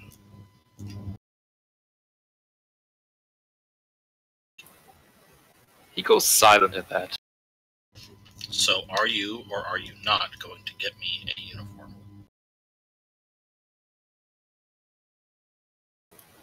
Can you prove that? No. Well, you gotta remember, we do get rosettes. No. You should have gotten something. Yeah, we get rosettes. Then I'm going to slap that rosette on the Let table. me rephrase, Christoph. You should have gotten some Oh, for fuck's sake, it does! God fucking damn it. And acolytes never get them anyways. Acolytes only get like badges. Well, yeah, those are the It's still some kind of acolyte identification. badges. I shit you not if we have to call the interrogator and tell him, so, let's add this to the list of fucking things that adepts continue to fuck up on. We didn't get our fucking badges! Sure. I can prove it. Do you have a Voxcaster? I certainly do. I'm going to dial up the interrogator. Who's that? This is Acolyte Dracon. Apparently, this official is refusing to grant me access to a uniform that I need to maintain my cover here on this planet. As a result, I'm having to call you to prove that I am, in fact, working for the Inquisition. Make a note that you wouldn't have had to call. You could have used the badge. Are you calling me from a civilian box? Negative. This is from the Arbitus headquarters, so it is not civilian. This would be the planetary marshals. Let me rephrase. Are you calling me from an unsecured box?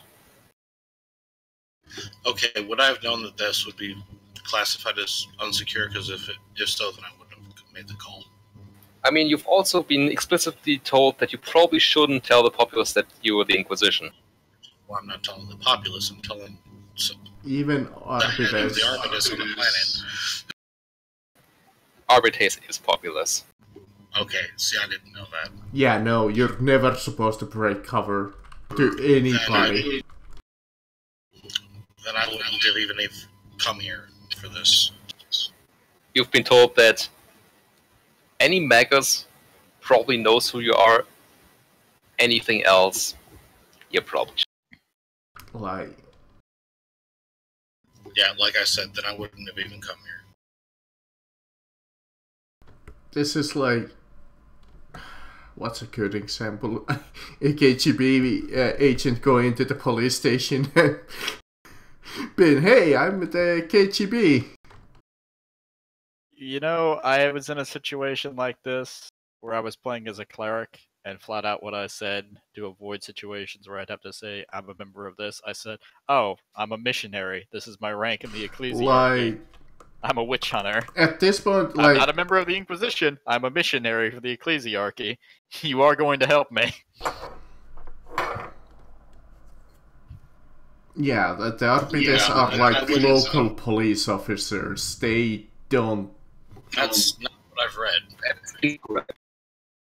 The Arbites are an imperial. Yeah, the Arbites are. Yeah, the Arbites are taken off, or basically trained off planet. They're trained on the Scholar Progenium planets usually, and then they're assigned to planets, so they have no loyalty to the planet. Hell, I wouldn't. They are closer to.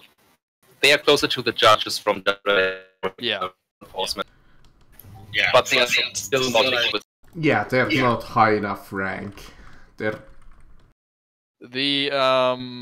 it depends exactly who you're talking to. Like, what is the rank of this guy exactly, Holler? He's the head of the local department. That would make him the marshal, which is really high up.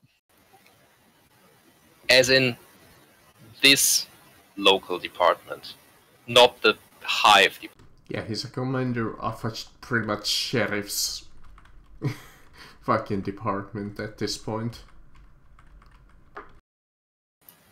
This is essentially a branch office. Let me find the ranks, so I can try and figure out where he would be. Let's see here. From top to bottom, it's Grand Provost Marshal, which is the leader of the Adeptus Arbites and sets the policy for the Hall of Judgment on Terra. There's Lord Marshal. Nope. There's Justicar. There's Marshal, which is a high administrative rank. There's Magistrate, which is a senior and highly experienced judge. The judge is a senior arbiter. Then there's Proctor, which is above Intelligencer.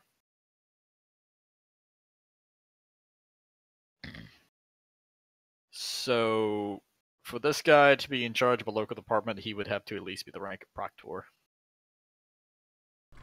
Since Which he works probably in the building, is. which is just below Judge. Like, He is probably a magistrate, but you also get the feeling that this is probably a political appointment.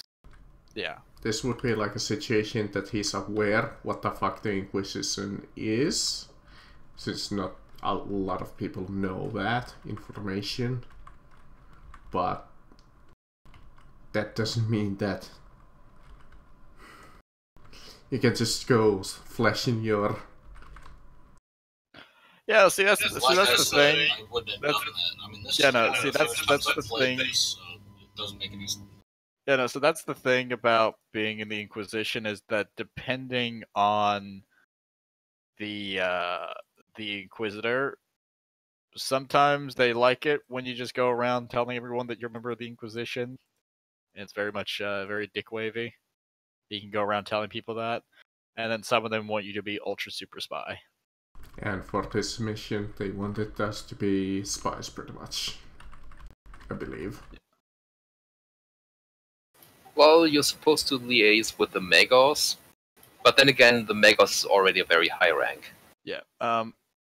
So this is interesting because this is very hybrid-y, because there are a lot of people who know who we are already.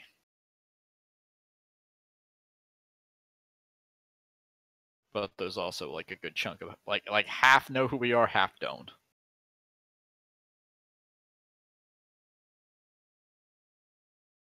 Basically, anyone who is very high up the chain probably knows who you are, and you should, by default, consider your cover compromised against any noble. Yeah. Which I assumed this person met that requirement. So, again, because Oh, he's very much he's not a noble. If we can move on, that'd be fantastic. Yeah. All right. So I'm not moving even back. here. I'm not even requesting a uniform. Fuck it. All right. okay, backup plan. Retconning the entire thing. It never happened.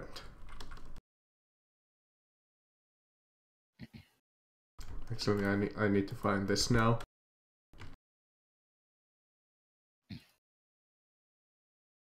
I could probably get the uniform because I know I have a feasible idea on how to get it.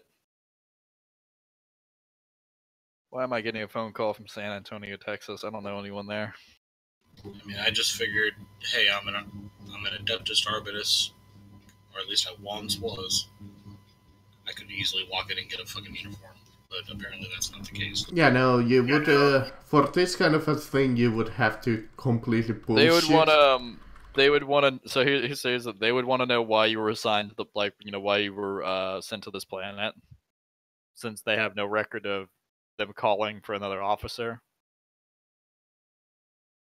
Basically, it would be the equivalent of you being a policeman from New York and going into a police department in California and asking for a gun. Or, in this case, a uniform. And they ask, who are you and why are you here? Now, what was your rank? What was your rank, so I can kind of help you out I here? didn't even look at the rank structure, so Okay, so there's Trooper, which is basically a junior rank. There's Enforcer. Enforcers are basically it's the Enforcer light carapace armor is named after the fact that most people who are wearing light carapace armor are Enforcers. Then I was probably. There's Regulator, which they full on take the law into their own hands and hold their own against anyone who would challenge them. There's the Flat Standard Arbiter.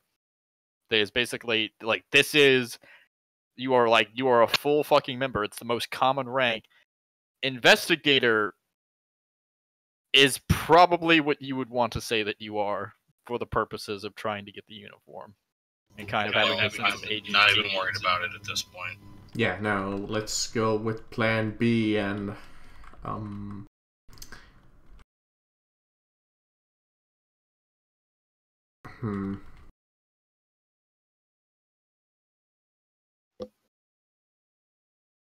Like, I can find a way to get this uniform. Don't worry. Like, I've got two ideas. My dumb idea would be like, let's take his badge and somehow fake his death. No. I know how to get us a uniform. Oh, I have two different ways. One of them involves going into the Arbitrace. The other one involves talking to some people. And don't worry, it's not illegal. Well, I assume that we're back at our base, like, planning. Yeah.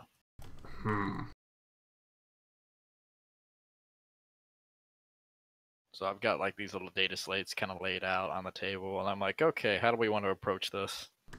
Oh, there's plenty of options, ways to go with this.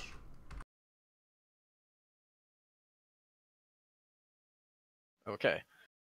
We have got warehouses where they've been taken. There are numerous different ways they managed to acquire the serum. My first thing that we need to do is we need to go to these places, and we kind of need to see if they've noticed any kind of strange happenings that have gone on leading up to the theft. Anything out of the ordinary. If there has been, then that'll give us further information, but if there hasn't, then that is going to make our job slightly more difficult. Just some casual chat up, or should we try and come up with some kind of a cover, like him going into his armor? And... We don't need a cover so much as just... We will go down there and basically flat out, especially because one of us is an Arbitrace and they have their Arbitrace gear. We can go in there under the presumption that we are intelligencers, basically looking for information based on the thefts. It was reported to the Mechanicus reported to the local Arbitrace That'll get us in there where we can start looking around and asking questions without raising too much suspicion. You know, as far as they'll know that we're there on official business. It won't break no cover or anything like that. Alright, that works. Once we get what information we can start making a move.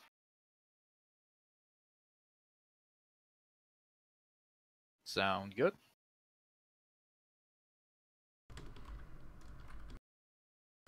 Yes, no? No problems here. Then we're going to need to get a hold of that uniform. The armor itself won't work. It might. Well, they're gonna need proof of death and whatnot, and I don't think you'd be getting the armor back. Why are we even trying to contemplate my fake's death?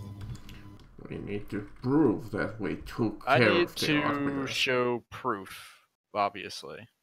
They need to know, which is why I'm trying to find someone who looks relatively physically like you so we can kind of disguise the body. May I make a small note? They mentioned that some people saw you. They might pull people in and ask, like, is that the same person? It's got to look convincing.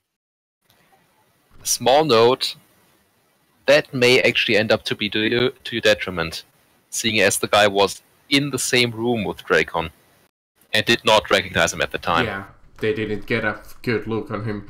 Only the people that got a good look on him, like out of character, was some random couple of guys here and there.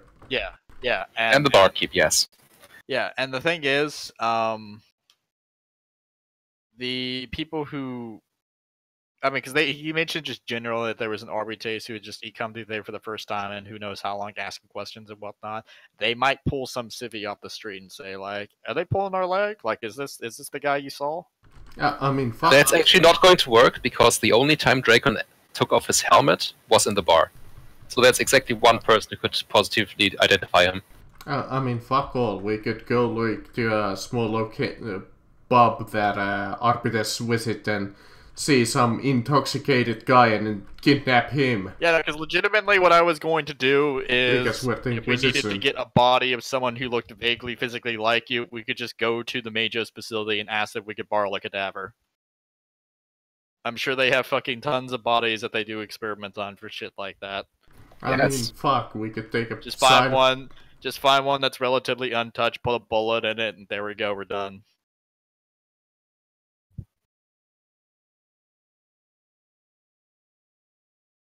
Or go with the good old, oh, we didn't recover the body bullshit, but Well, that would provide the body. yeah, that's why I said if we could just find a cadaver that doesn't have the obvious physical trauma, and then I could just put a bullet in it, and then we'd be done.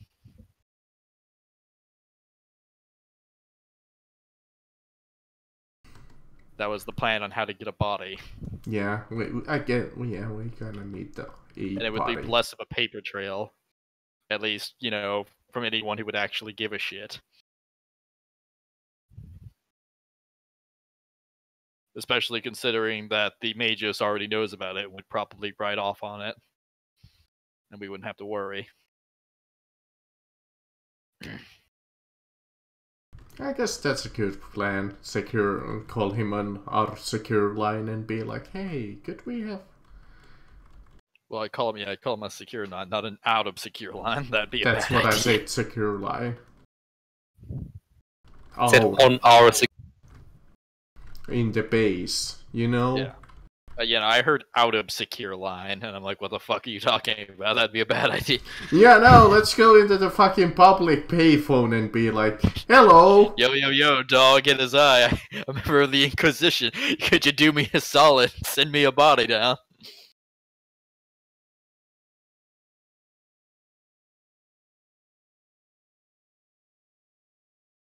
Somebody posted something. What is that? He's talking about we can still.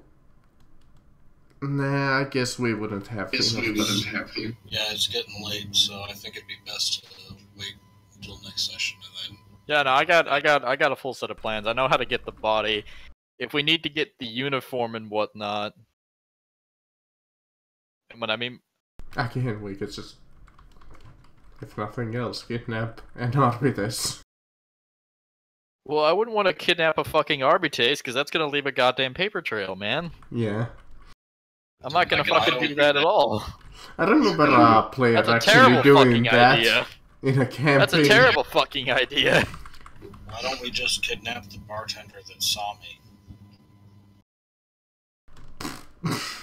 How about we just forget about the kidnap plan? That's a horrible idea. That's why I just said I wanted to just get a fucking cadaver. Someone who was already dead. But, yeah. We'll do the little call and be like... What was the Magus' name, actually? Hmm? I don't remember the Magus' Whose name? Altus. Altus. Oh, Deltas, yeah. Oh, Deltas. Deltas, okay. Altus. I said... Wait. Okay, Altus. A-L-T-U-S. That's what I said. So you said Altus. It's Altus. Altus. Okay, just... Alright, so XP for this session. We'll go with a nice 500. Okay.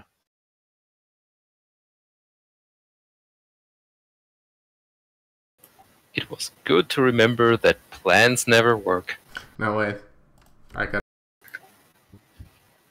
Because I did not plan for you to go off on a drug hunt. I mean, fuck it. I was like, you know what, we aren't actually doing anything at the start of the session. I'm just gonna make some shit up. Sure. Guys, literally anything you make up, I'm going to roll with. Like, I was half tempted to be like, oh yeah, I heard of this fucking cult. I just looked into my advancements and it's just like, god damn it, Chris. What the hell are we gonna do with that description? Like, I was gonna be like half jokingly be like, I heard of this cult that feeds live people to their meat trees when he mentioned it. Meat trees. Okay. Marcus, as long as you people are fine with me pulling this shit off on my ass, I'm going to roll with anything you. Like, that's why I mentioned the urban legend about that. Maybe it's gonna be true. The only reason that I pursued the drug thing was to get more allies on this planet because I've got peer criminal cartels. But it's like, it didn't matter. Yeah, not yet. At least. Until we find out more. Okay. Remember that this was just a middleman that we were dealing with. Deep dodge charm. Okay, it's just 3. Anyways, 500 XP.